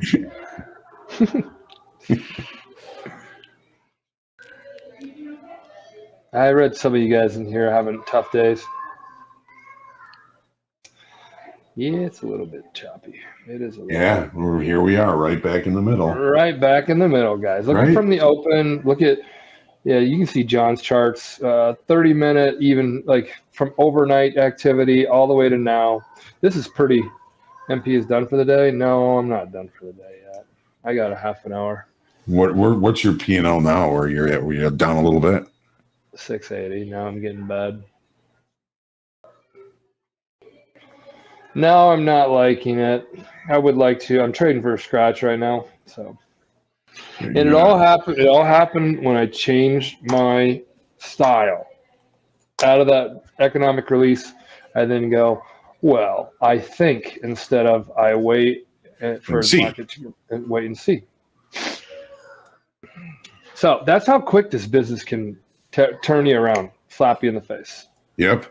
Like they say in the movie Trading Places, 1 minute you're up $1 million in soybeans, the next minute your kids don't go to college. Mm-hmm. Fear, John, that's the other guy's problem. Have you noticed how many guys scrolling in the XFA are all long NQ and up? 302s. They're like at the three handle. A lot of them are in the three handles. 3. Yeah, 14,299. Yeah, right there. Well, And it's a great entry. well, yeah. I mean, I like it because the market extended the range below the initial balance, and then came back inside, and that's right about where it came back inside was that 14,299 area. Now it's getting a rotation to the high of the initial balance. Yeah. So guys, we share this at the top because these are the badass traders of the day. Thus far. Yeah, who knows? We don't know if XYZ Fralin up there or Johan or whatever. We don't know if they're gonna we like ending the day, but right now they're seeing the market really well. So it's always good to kind of take a look at that. And then if the market comes down to their entry and you like where Nicholas is long from or whatever, and you're newbie and you don't have like a real good idea, yeah, and in that case, like putting something on is not bad, but you got to build a trading plan as a trader anyway. But I would say anybody that has a trading plan already, I don't know if I'd put that a part of your plan. Well, I mean, if you're talking about trading plans, I've been kind of reviewing my process. I just kind of I've been lax in a couple of the things that I always do when I'm really been doing them. And I think it's a really common thing for traders is to, put together this process, put together this if it's an outline, there's things that you're doing before, there's things that you're doing after. You've got to collect all the information. You got to organize the information. And I haven't been doing that because I'm not truly 100% focused on trading. And I just kind of reviewed everything that I do, and I'm missing a whole bunch of them. And I was just to say, traders have this tendency to do all this work. They get things kind of organized. They get things right. They get context. They get good at execution. And then they start falling off on the things that support the process, the execution, and the profitability. And then they wonder why, well, geez, man, I was doing so well for a while. What happened? Well, are you still doing all the homework? Are you still doing all those tedious things that we do at the end of the day or the beginning of the day to put ourselves in the right process, in the right situation? And I am guilty of it too, man. I have not been doing some of the things that I depend on to give myself the information that I need to be able to execute confidently. I think that's one of the issues is I have not been executing confidently, and it's I've been trading very little. I mean, it's different when it's on screen. I get that, but it's so I got to go back to basics now. I got to go back to where I was before when I was trading well and profitable, and just start doing that now. It's good when you got a journal. You can always look back and say, what was I doing right? What was I doing wrong? Is today like it happened almost the same day about 2 weeks ago? What did I do that was right? What did I do?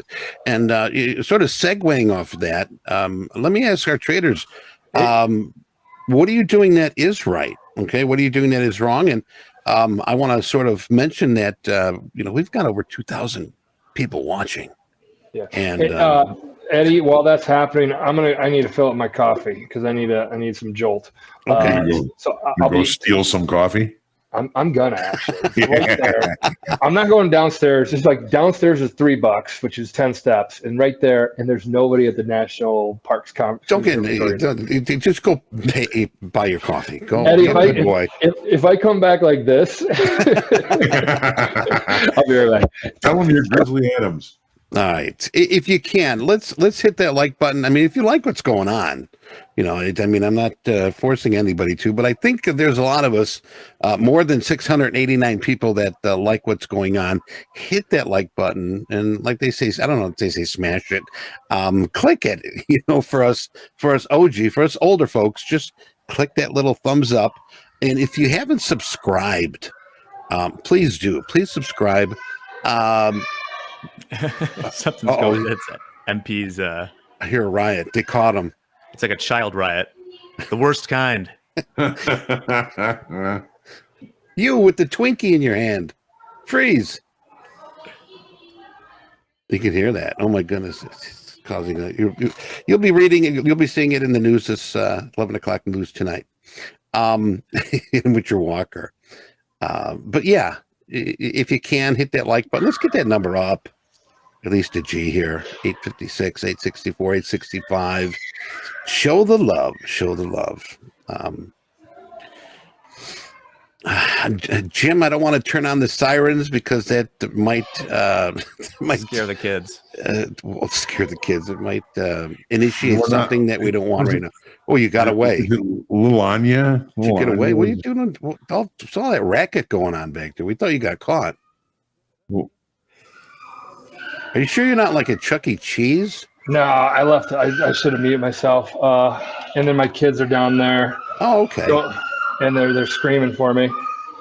And then the coffee for the National Parks Conservatory is no longer out there. I'm assuming they brought it inside because there's such because somebody stole one cup. Yep. They don't want to run out. Coffee. Yeah. Oh my goodness. I just want to comment a little Anya. She loves the kid sounds. I love it too.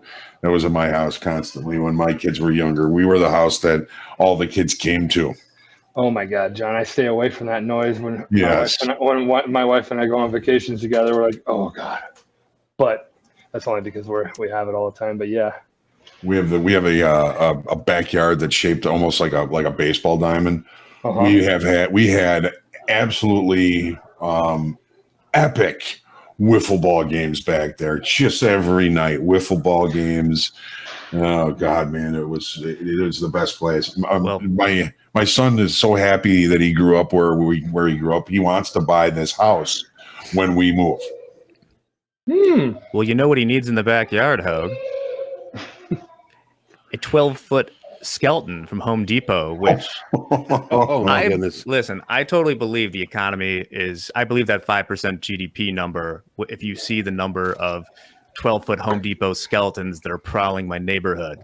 Yeah. But apparently they had an article in the Washington Post today that they can't top it. They've tried another couple 12 feet Halloween themed things, but the skeleton still reigns. You guys have seen these things, right? I've seen a werewolf and I've seen like a sort of zombie. And the werewolves are right, sort of, but I mean, hey, that's a skeleton, man, you know. Yeah, so those are the big things. I saw something on Instagram about a kid that always gets out of his car and goes and hugs it. And then I'm like, I don't know why it got so many views, but he does it every day. Wow. This is a big thing, huh? How much do they go for? You know, they used $700. No, I think it's less than that. It's not like a hundo. It's like it's got to be like $250 or $299, right? You know what? We're gonna do some first person, some real journalism right here. Yeah, take us on your Google search right now. That would be a little hard to set up, but I will explain you through it. Here we go. Home Depot, 12-foot. You know, I got a workshop out in the garage, and what I've been doing is taking like skulls and bones and stuff, and it's plastic. Yeah, what should neighbors think? And it's called corpsing, where you really turn them into looking like not just bones, but like with flesh and rotten stuff. And they sell really good here. I tell you, every time I put one online, boom, it's gone within an hour. I would like to do one of those. You know, you have to explain this. You have to explain this. You sound like corpsing. Corpsing. Look at Google Google corpsing. Corpsing or YouTube. There's a lot of instructional. You go right to you get plastic wrap. You get plastic wrap, and you wrap these plastic skeletons, and then you get a heat gun. And you sort of melt the plastic so it looks like the hanging skin. And I mean, if you're into really detailed, scary stuff, a lot of people around here are. But that would be a really neat project. Oh, look at the NASDAQ here. NASDAQ making a run. NASDAQ's making a run. Yeah, just bat phone. Okay, so high of the initial balance coming up here in the NASDAQ. Back to almost the opening range here in the S&Ps. Interesting levels. Interesting levels. Eddie, do you have any Halloween jokes? Yeah, but there's one that I got that's probably not a good one. It's the one where why don't witches wear underwear? I'm not going to give the punchline. Yeah, you don't want to. You can figure that one out. You want to go there? How about why can't ghosts have babies? Why not? They have Halloweenies. Oh, see, you put your foot over that line and pulled it back real quick. Yeah. You're in a mop. Exactly. No, that's a good joke. That's a real good joke.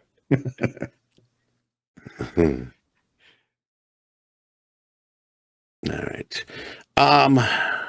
JP's asking, John, can you go over these high volume nodes, shoulders, low volume nodes? Hey guys. Yes, sir. Yeah, I'm cutting out. I got the bat phone call. They're going to the donut shop, and then they're going hiking. They're going to the donuts, and then they're going hiking. We'll see. Well, but yeah, I'm gonna. Don't you want to find out if I can get how much I can get that skeleton for? Oh, can't wait, Jack. Can't wait. Yeah. You'll have to watch the replay. I will. I'm down 680. I'm going to call it a day. I think now I'm up like 2,000 for the week, or maybe less than that. Still whatever. Positive week. That's good. Oh, it's good. And I'm going to go. There's no way I'm going to try to like sit here and bust myself out of a hole on a vacation. And it's Friday, so all these things combined. JT have a good one. Everybody in here have a good one. My scroller only goes up so far. So hey guys, have a good one. Have a great weekend. And yeah, cut it out. Cut your day early if you'd like to as well. So you guys have a great weekend. John, Eddie, JD, James Harden, Jack, Andre, and everybody else that was on here. Brett and Mick and all that. No, Mick wasn't even on here. Good stuff. Love the week. Fun times with you guys. And we'll see you next week, Monday morning. See you next week. I'll see you on Tuesday, Wimpy. Good to see you on Tuesday. Yeah. See you guys. All right. All right. So, okay. All right. What were we talking about, Eddie? Halloween. You were telling some good Halloween jokes. Oh, yeah. Yeah. Well, what kind of music do mummies like? I don't know. Leonard Skinner. Oh, rap. That's pretty good. That's nothing like the witch joke, man. I want to give you that punchline, but I'm sure many of us do know that one. But anyway, what we'd like to know is, Jack, we got some more numbers, some more players, some more traders. What do we got coming up? Let's take a look at yesterday's best P&Ls. Gotta make sure I get it right. Pongos again. There it is. Yesterday's best. Yesterday, Brock H. Brock. That's a good name. That's a good name. My son Brock. Okay. Wonder what the last name is. Maybe like. So this is yesterday. 31,000. That's nice. It's probably Brock Hardo. Wow, that's a badass name. I'm just making it up. I don't know. Okay. Adam D. With 22. Look at these days. My goodness. Robert T, 18K. William C, 17K. Jordan C, 15K. Fantastic. Wow, it's People good. were asking. We will also be doing the quiz at 10:30, 10:45. We'll see how we're it's doing going a quiz today? show.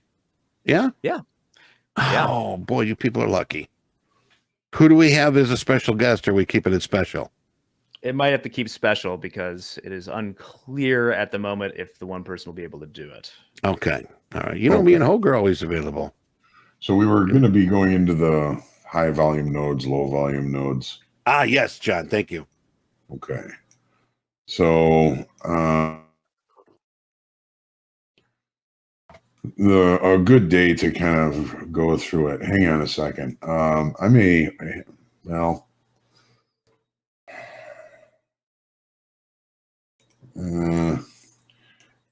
When the market is directional, that's pretty much the time when I lean more on the volume profile than on the market profile. So here's the other day when I was it was locked out of the account a day that I probably would have taken the opening range trade, which paid fabulously throughout the day. Then I came back to it and back to it. So there was very little volume in the opening range. This low volume node here would represent resistance upon price coming back to it. D period came back to it, put a little bit of volume here, never got through this low volume node. This would give me an opportunity to look for a short with my stop on the other side of the low volume node. Price comes back up here in E period. C period, it comes up here, doesn't get through this low volume node. E period doesn't get through this low volume node. And then the market starts to extend to the downside. So F period comes down here. G period comes all the way back up here and then continues the extension. This would be a tough spot to try and take a short because G period came all the way back up into value, into range. And then finally, we end up closing G period down here. H period opens and we continue. So this then becomes a low volume node. We didn't really get much of an opportunity to get into it on the daytime frame, but that's kind of what I'm looking for as far as using the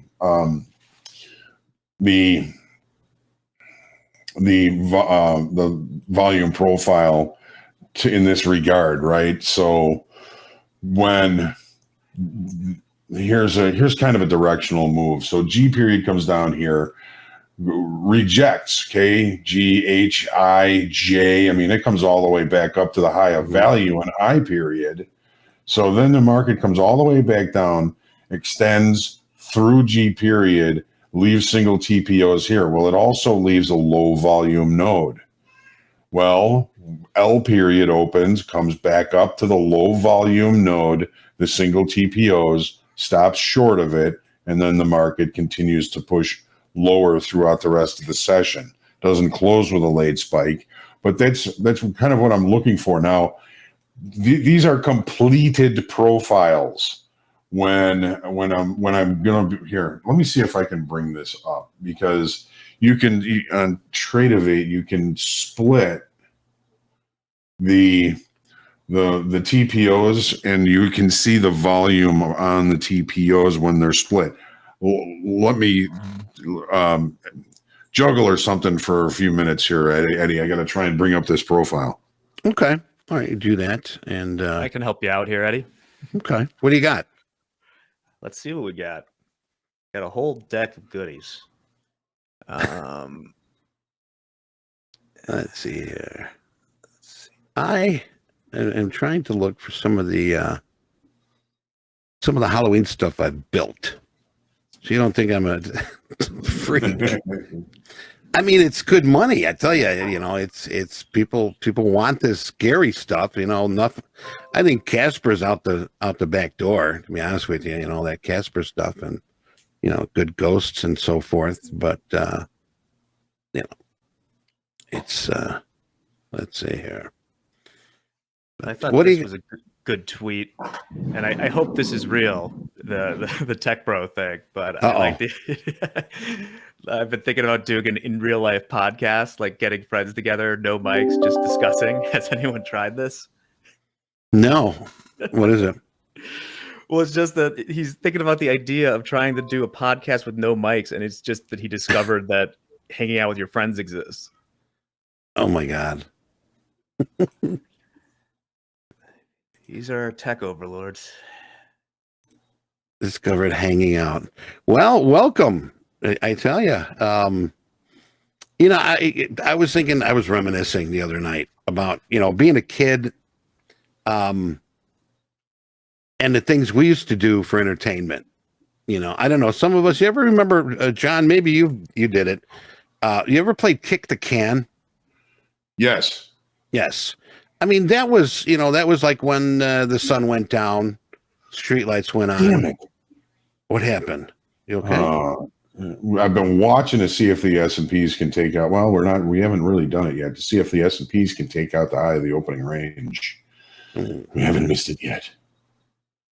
But I'm ready if you wanted to kind of take a look at the volume profiles. Yeah, if we can. Hang on 1 second here. Do it. Do it. Wait. Almost ready. Sorry. It's okay. Okay. All right. So let me keep an eye on that. So this is the A period. This is the B period. This is the C period of the day that ends up closing relatively close to the end of the day. So the opening range was the high of the session. That has me looking for opportunities to look for shorts, similar almost to today, but it looks like we may be at risk of taking out the high of that opening range. Let me keep an eye on that for us here for a second. All right. So A period leaves the opening range at the high of the day. If you're looking for opportunities to look for shorts, when price comes down here and then comes back to this low volume node here, I'm looking to short it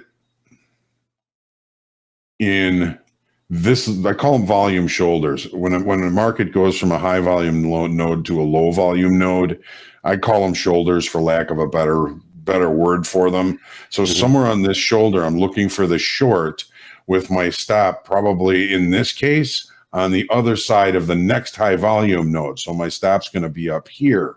Not too big a stop, right? So if the market does come up, stop there and then continue lower, we're in good shape.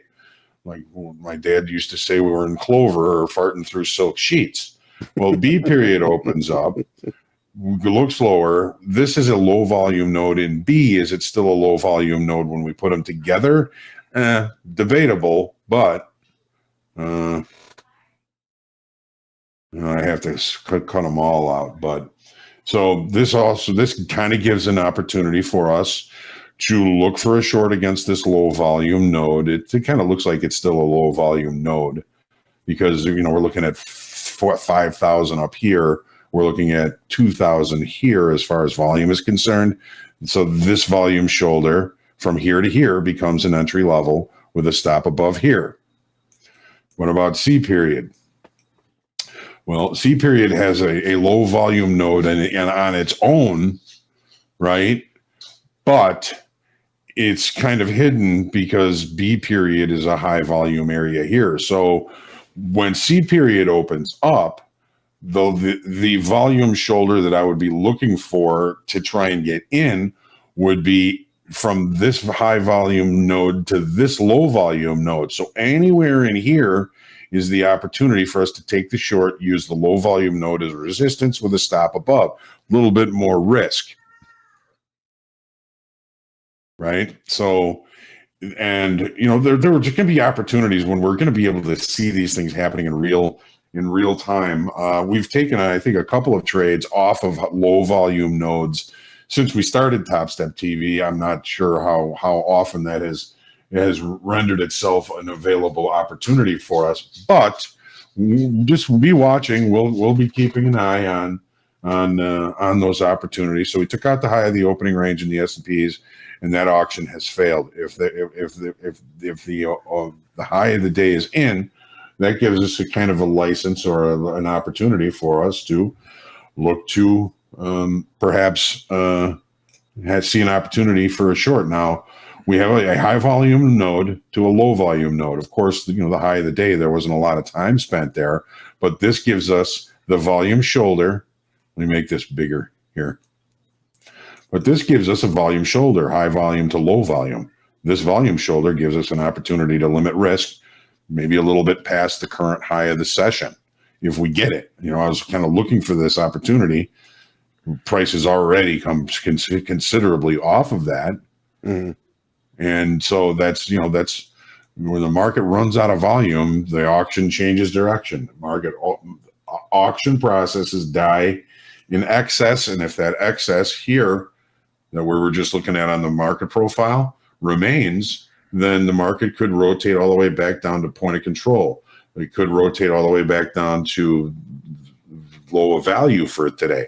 And I did see a question on, when does the current value area and point of control have influence on any decision making? Well, it's after the first 2 hours of trade, really, because now we're starting to see where the market is spending time, where it's not spending time. We're also keeping track of the migration of value throughout the day and the migration of the point of control throughout the day.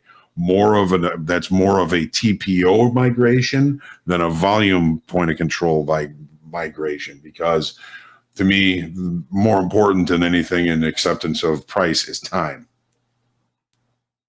Cool. Make sense?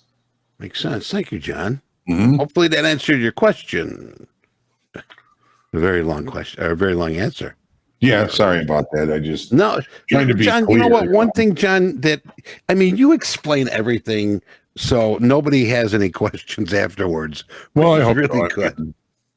And there's nothing that always works. There's nothing that never works. Right. There's once you get the right answer, the market's going to change the questions. One of the things that keeps us all coming here. Typical. All right. Excellent. All right. It looks like everybody was pleased with that answer, and that's good. That was a Hogue special right there. Okay.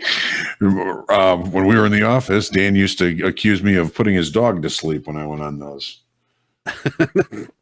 No, you give good answers. That's all. It's Professor Hogue.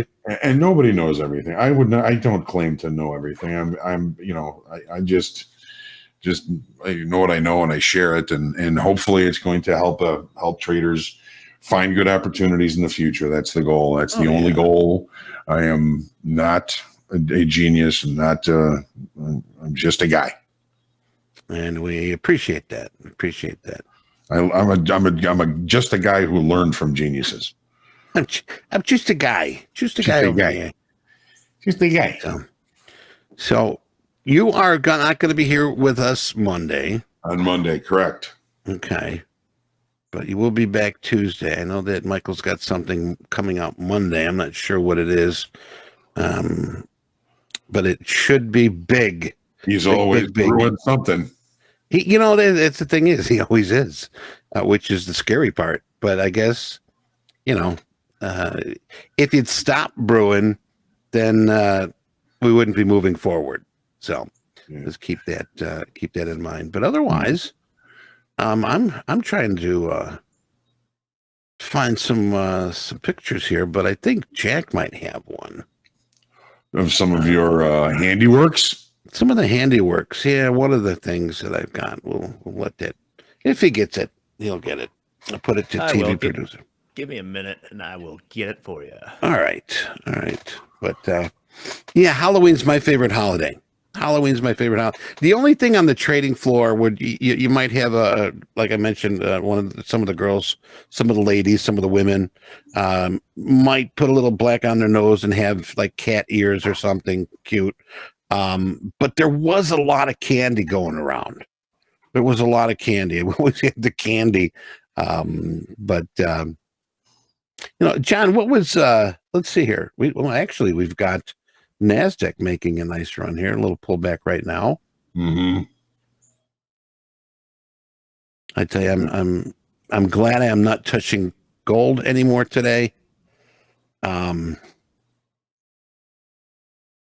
Crude's sort of playing that same game now, But let's see here. Yes, Razvan, you that is correct. That is correct. Yes.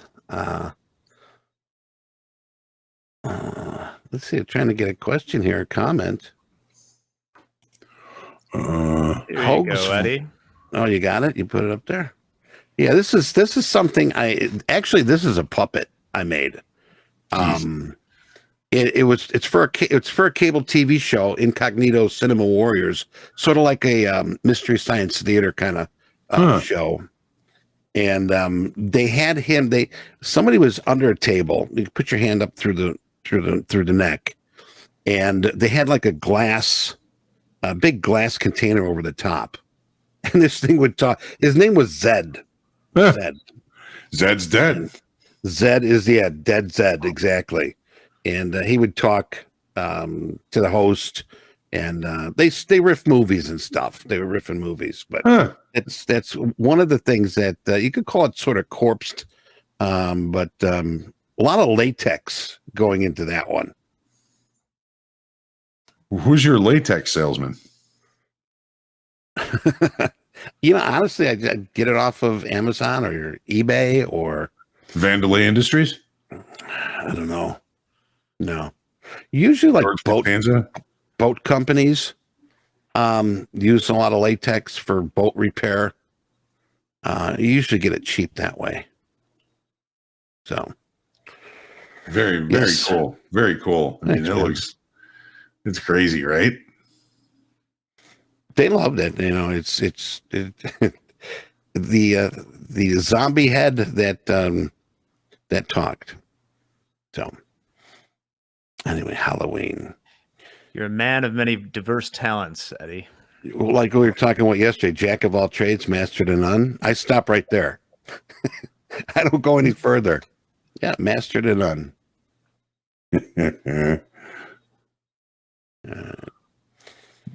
There's going to be a lot of Halloween. I'm thinking about it. This weekend is the Halloween party weekend. Yeah. Yeah, I know. Because it's Tuesday. You're not going to wait another whole week, or like a longer week. Yeah. So a lot of the parties, I didn't get invited. Did you get invited to any parties? I got invited to one, but I have to miss it because I have a wedding this weekend. Of course. Yes. How about you, Jack? I was responding to a Slack. What's the question?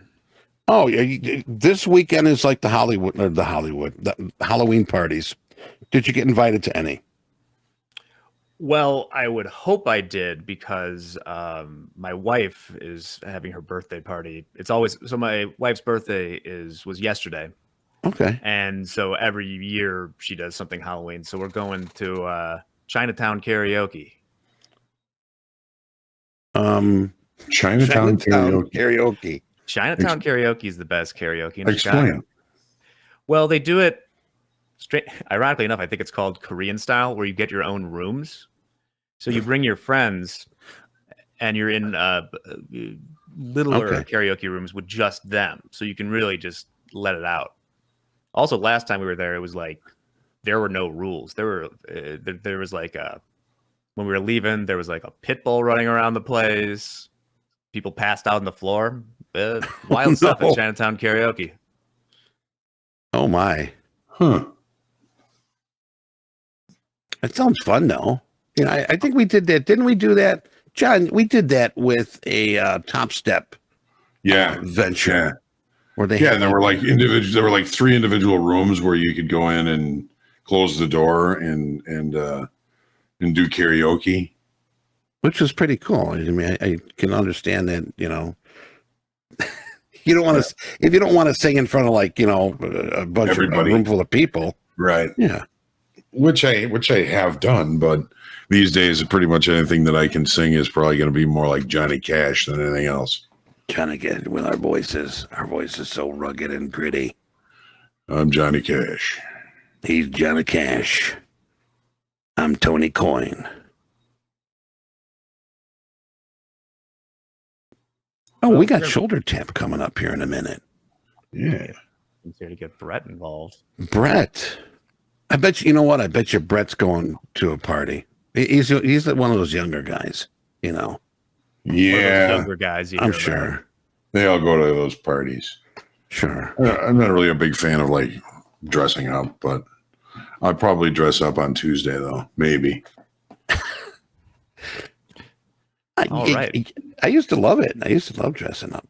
Right. My sister's clothes. It was fun. Kidding. All right. We got Brett coming up here. Is he ready? We got him? I think we do. All right. We're going to take a few seconds here.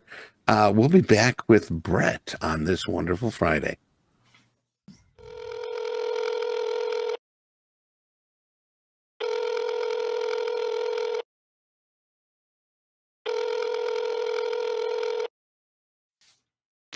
All right. We do have Brett. Look at the smile on that guy. Look at that handsome dog. Friday. Hey, Brett. It is. Love it. There we are. We got his attention. We got your attention. Good morning.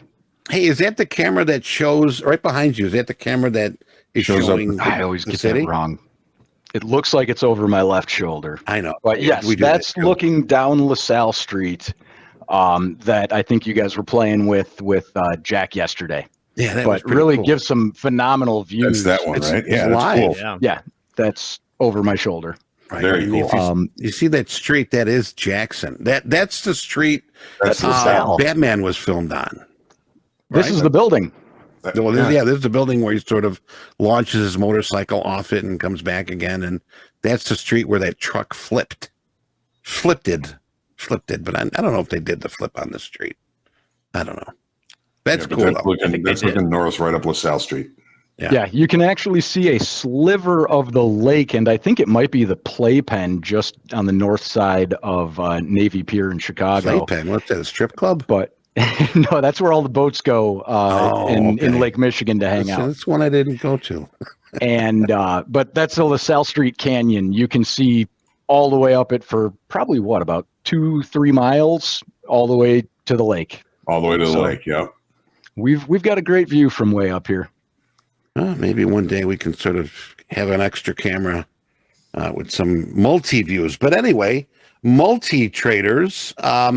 Brett, what do you got for us today? We got a few for you today. The first one I wanted to talk about is John in an express funded account. Right. John Hello, John. is in a 50K account, express funded account, and he trades an average of 22 contracts a day. Sometimes he gets up to about 50, but oftentimes he's in the single digits or teens, and that's it. Which this week I've really kind of been hammering on: keep the volume low, keep the costs low. One other thing that John did that I really like is hit his daily loss limit on the first day of the account. Oh, no. And yeah, it not great. But the part that I like about it so much is John quickly started by, or turned that around by working for the next day. He made $200, and his average profit and loss is daily is $421. And so, you know what? He kind of got smacked around by the markets on the first day, but he learned the lesson. He did hit a daily loss limit a second time in the account, and he's been in it for 13 days trading actively. And it was about 7 days later that he had hit it. And that's kind of a cycle that a lot of us can get into. It's really easy to do where you're chasing yesterday or chasing the day before. But when you're working for $300 to $500 a day, it adds up quick. Sure. One thing that I would recommend to John, because he is so consistent with 77% winning days, he is trading 2 express funded accounts. But you know what? Get your contracts up a little bit.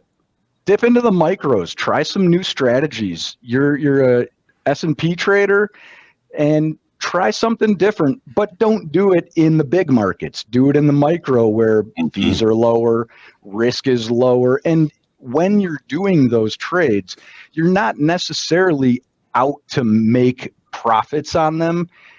You will profit, but you're kind of there to establish what your plan is and see if it works, and you can take it to the big market. Nice. Very nice. Yeah. John Kay, didn't he do Ren and Stimpy?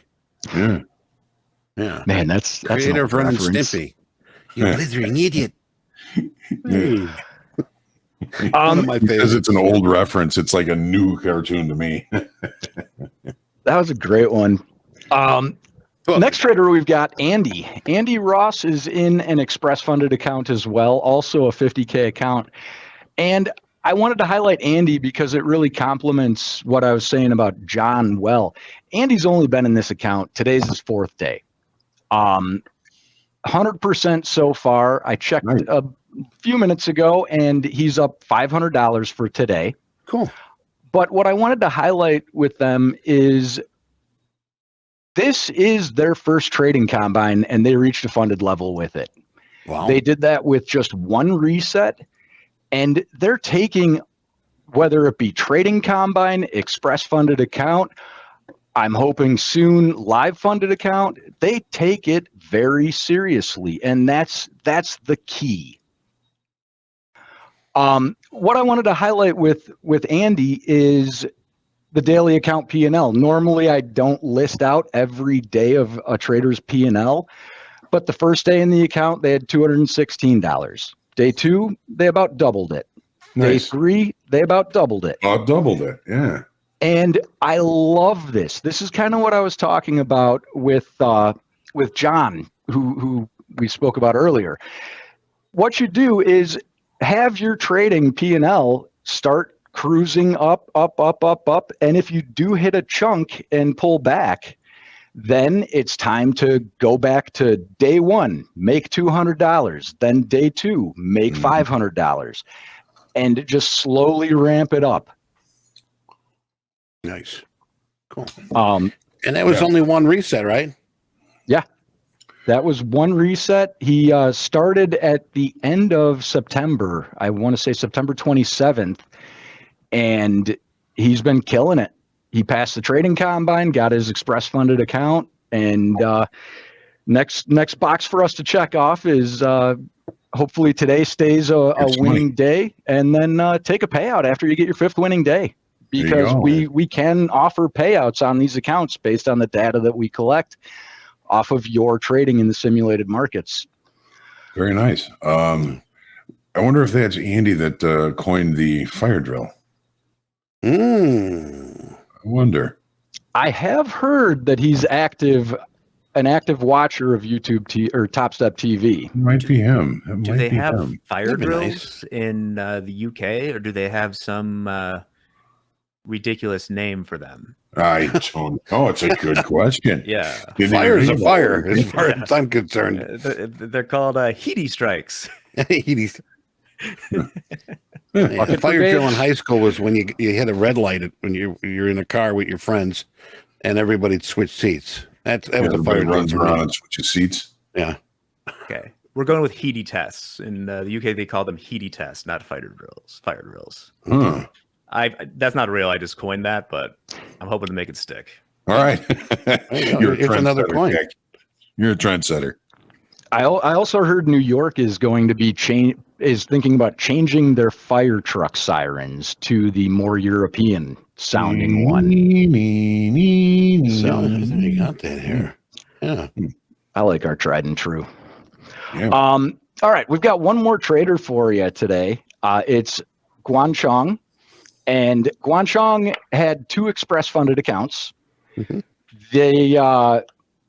The decision was made yesterday to call them up to live, and they've got 2 accounts going to live. They've got about $20,000 in payouts after they're taking a transfer to live payout, because when you get called up from the express funded account, you can request up to 50% of your account value. Nice. Yep. Guanchong did that and is taking a payout of roughly $12,000, and add that to the $8,000 that they've already taken out of the accounts, and they've got about 20. They're going to be starting their live account with about $12,000, and Guanchong has really done a great job. 100% winning days, very little losses, and just limits them very, very well. Really doesn't trade a lot of contracts, and we're excited to see them get their live account and get rolling. Nice. Just looking at that picture. I was too. Like, man, I tell you, it's like Stonehenge on steroids. It's like a ship on top of a building or 3 buildings, something like that. You see a ship, I see Stonehenge. Wow, Singapore. Good job. But anyway, average daily P&L 1235 that's really good. And they're trading both the minis and the micros. Very well balanced here. Uh-huh. Yeah.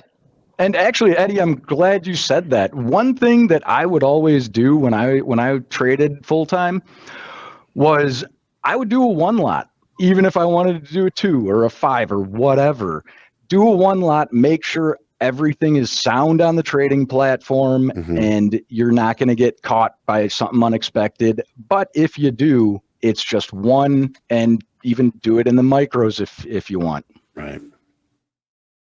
Understandable. Well, what else you got, Brett? Anything else? Those are the three that we've got going into the weekend. Okay. And I hear you're going to be partying for Halloween. I wanted to know if you were going to any parties. My money was that you were. I haven't fully decided yet. Have you been invited? There's a party in Barrington, about 40 miles from where I live in Chicago. And I'm not sure I want to make that drive. So kind of kicking it around. We'll see, but I generally end up going to that stuff. The drive isn't bad. It's the drive back. It's a drive back. You just got to be careful, you know. Exactly. We want you safe and sound. We want everybody safe and sound. That's the thing that you gotta, I mean, man, back in the day, you know, it wasn't much of a, so much important, you know, gosh, you know, drinking and driving, but now have your belt on, make sure you're doing that. Just be safe. Be safe. You know, if we're drinking, you know, the thing is, when I had my week off, you know, we went to Benihana, and the wife was like, "Oh, you like their sake here?" I'm like, "Yeah." So I got some warm sake, and I tell you, haven't drank in a while. It was like, she's like, "Are you okay to drive?" And I was like, "Well, I guess I am." We got home, and I'm here right now. But yeah, that sake really hit me hard. But be careful, Brett. Well, you got to practice more, Eddie. That's what Uber's for too. Yes. Yeah, true. Yeah, but it was. I didn't want to leave my car there. That's one thing I gotta say about kids these days, or at least my kids. I mean, if they go out drinking, if they have one drink, they will not drive. They will Uber. They just won't do it, and it's smart. And I'm glad that they're like that. But we didn't have that. You know, if we wanted to get home, we had to crawl. Yeah. Yeah, I feel like everybody pile in. Leaving your car in a Benihana's parking lot overnight that's pretty much rock bottom. Oh, there you go, Brett. There's your European. That's the one. That's the one. Yeah. Sure, the listeners love that. Yeah. We're in Europe. All right. Well, Brett, you have a very nice weekend. Thanks for being with us here. I know that we got Top Quiz coming up here. Yeah, we do. Danielle's going to be with me today. I do have one more, and Brett, thank you. You are released into the weekend. Released into the wild. Thanks, Brett. I can't remember. I'm getting producer dementia here. Did I show the results for the skeleton? No. No. Price wise. We got sidetracked. Okay, wait a second. All right, cool. Did you know that I can, if I were so inclined, pick up today for $300 a 12-foot skeleton from the Home Depot? Jeez, that's a lot. But actually, I can't because I clicked on it and it's sold out. Really? I told you they're all over. Somebody waiting a little late to buy Halloween stuff. Yeah, I don't know why. You know, it's not like Christmas too, where you can leave the tree up for a week afterwards. I mean, the skeleton's got to come down pretty quick. I would assume. You know what? Honestly, there is somebody in my town who has that skeleton up, and it's a corner house, and they decorate it for like Christmas. They had a Santa Claus hat on it, Christmas tree next to it. St. Patrick's Day, they had like a shamrock necklace. It's been up, and they haven't taken it down. So I don't know. People are crazy. Yes, they are. Cool. Well, I think beer is good, God is great, and people are crazy. People are crazy. Right. Truer. Well, what I think we'll do now, guys, is if you guys want to do your sign-offs, we'll take a little break with some music while we get set up for Top Quiz, and we'll give away 10 free resets to random people to get either 3 or 4 right of the questions. Excellent. All right, cool. Well, Jack, thank you very much. You did a fantastic job this weekend, and I don't think you get enough credit. So here in the chat, give Jack some love.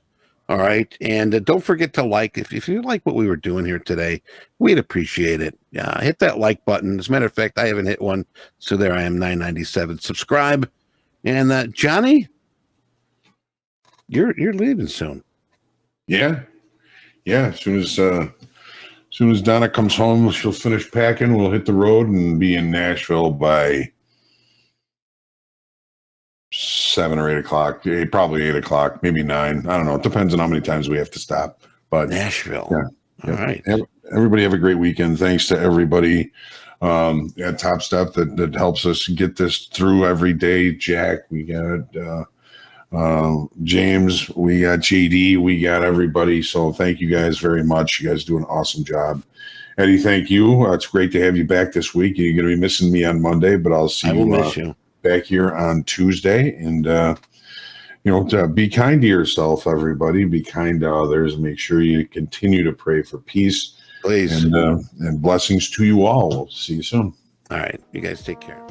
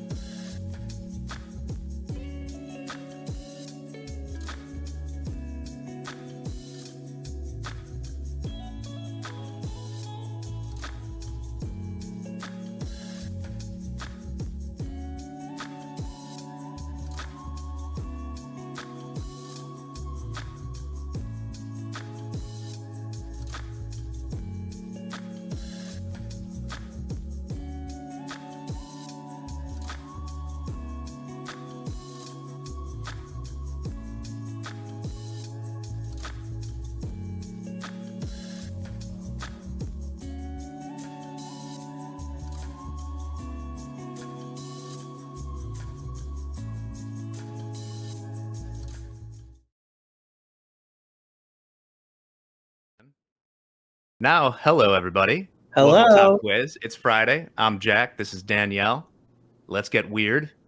We got 4 questions today. If you get 3 or 4 right, you will be entered into a random draw to get one of 10 free resets we're giving out, which I will email to you later this afternoon. Danielle, how's your week been? It's been a very busy week, but it's been great.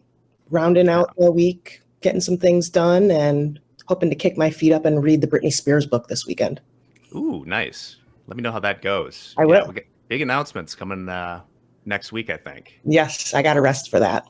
Rest it up. It's going to be an exciting week. Well, since it's Friday, I won't Shanghai you here, Danielle, but I'm going to see if I can grab Rodney since Hogue brought Lacey on earlier. Oh, yeah, please. Oh, my gosh. If Jack can get Rodney for just a second. Rodney is one of my favorite little animals I've ever met. Oh, my gosh. He's a delight. You guys will love him. Speaking of animals, I was on a call with 2 of our very delightful traders in Taiwan, Kevin and Sunny, this morning, and we started the call by showing each other our cats. So that was nice. I have 2 cats over here. Not a crazy cat lady, though. We don't need that in the comments if that's what you're going to type right now. Oh, Rodney. Here we go. A little hard to put the headphones on with one hand. Can you say hello to everybody out there, Rod? Hello. Hi, buddy. I haven't seen you in a while. You say anything? Oh, my gosh. He's even more beautiful than the last time I saw him, Jack. I know. Luxurious. Luxurious indeed. He's a little bit camera shy, so I'm going to let him run away. And Bree, if you could let him out of the room. Oh, no. We lost Danielle. There you're back. Cool. Well, hopefully that doesn't constitute some sort of animal abuse, but I gotta show him sometimes. Peter. He's a huge pug. He's 4.5 years old now. We want to race him, and they have these pug races in Germany, in Hamburg, and we think that he would be. I have not seen a pug in Chicago beat him. I've seen him run. He's fast. That's for sure. Yeah. So after that diversion, gave some people some more time to come in here. Yeah, so there's a 6-second delay. So the questions are going to appear on your device. Answer them there. Once again, it's random who wins. You just need to answer 3 or 4 of them right. Now, I will work on putting in more international questions. I tried to, but I already have this quiz made, so we'll see what it is. One of them is going to be real easy if you've been watching, because Hogue essentially gave it away very recently. So hope that works for you. All right, you ready to do this thing? Let's do it. All right, going over here. Who's in last? We got Kyle G, Shankar, CB, Mel. Okay, let's do this thing and start it now so we can get in my belly. Let's get to the weekend, starting right about now. All right. You going to crack a beer after this, Jack? Yeah, I'll wait to noon. Very proper like that. Question number 1. After the show today, Hogue is driving 7 hours to a wedding in this state. Is it Ohio, Tennessee, Michigan, or Nebraska? You know I know this, so I know you do too. Ahead of time. Look at this old picture of Hogue. He looks great. Yeah, hell of a mustache back in the day. Yeah, we've got so many Hogue archives. We got to show more of these. The people want them. I know it. It is, of course, Tennessee. Yep. Which Hogue said about 3 minutes ago. So with that, for bragging rights, let's see who's on top. The Wiz Mark. Is that how you pronounce that? Yeah. Is that like zombie Mark? Mark. Day Trading Dad and DK. Okay, next question. Let me make sure I'm not getting blown up right now. I like Be Great Amazing. That pumps me up. Oh, that is cool. Right? That makes me excited. What's the one we had yesterday that I liked so much? Like Shamweezy or something?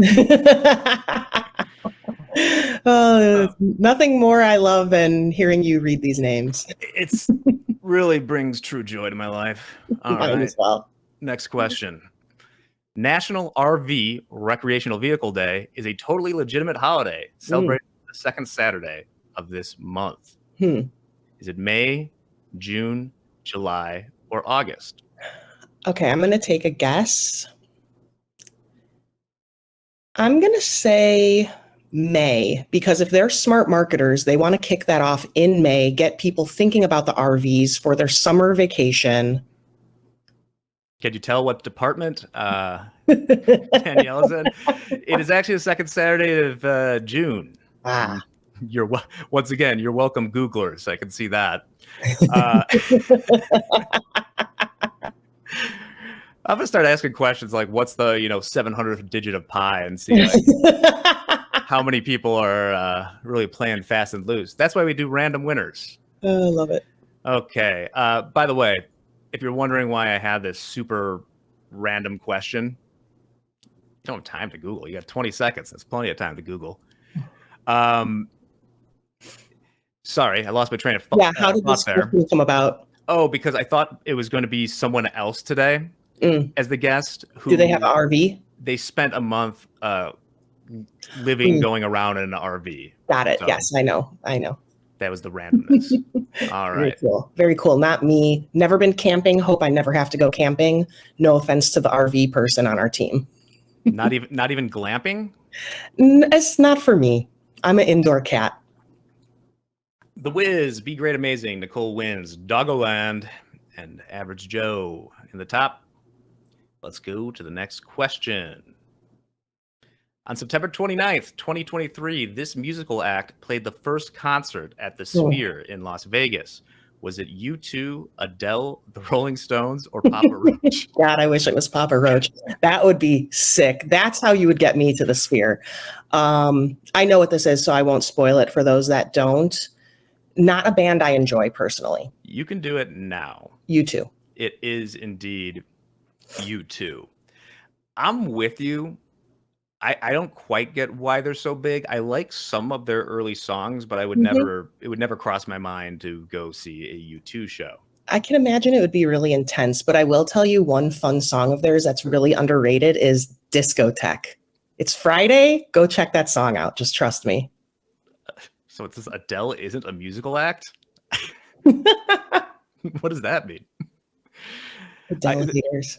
Yeah, the reason I said musical act is so I could include, there's not many bands that are so huge that you could put in there. So that's why I did it. Who we got on Vegas the board right now? here? Nicole wins. Don't love that. Don't count your Manifest it, baby. Yeah. Johnny Dangerous. That's kind of funny. Girl on the Rocks, Coop T, Bear Goes Long. One last thing about YouTube. It's kind of, I don't know, it's uncomfortable. A grown man calling himself The Edge.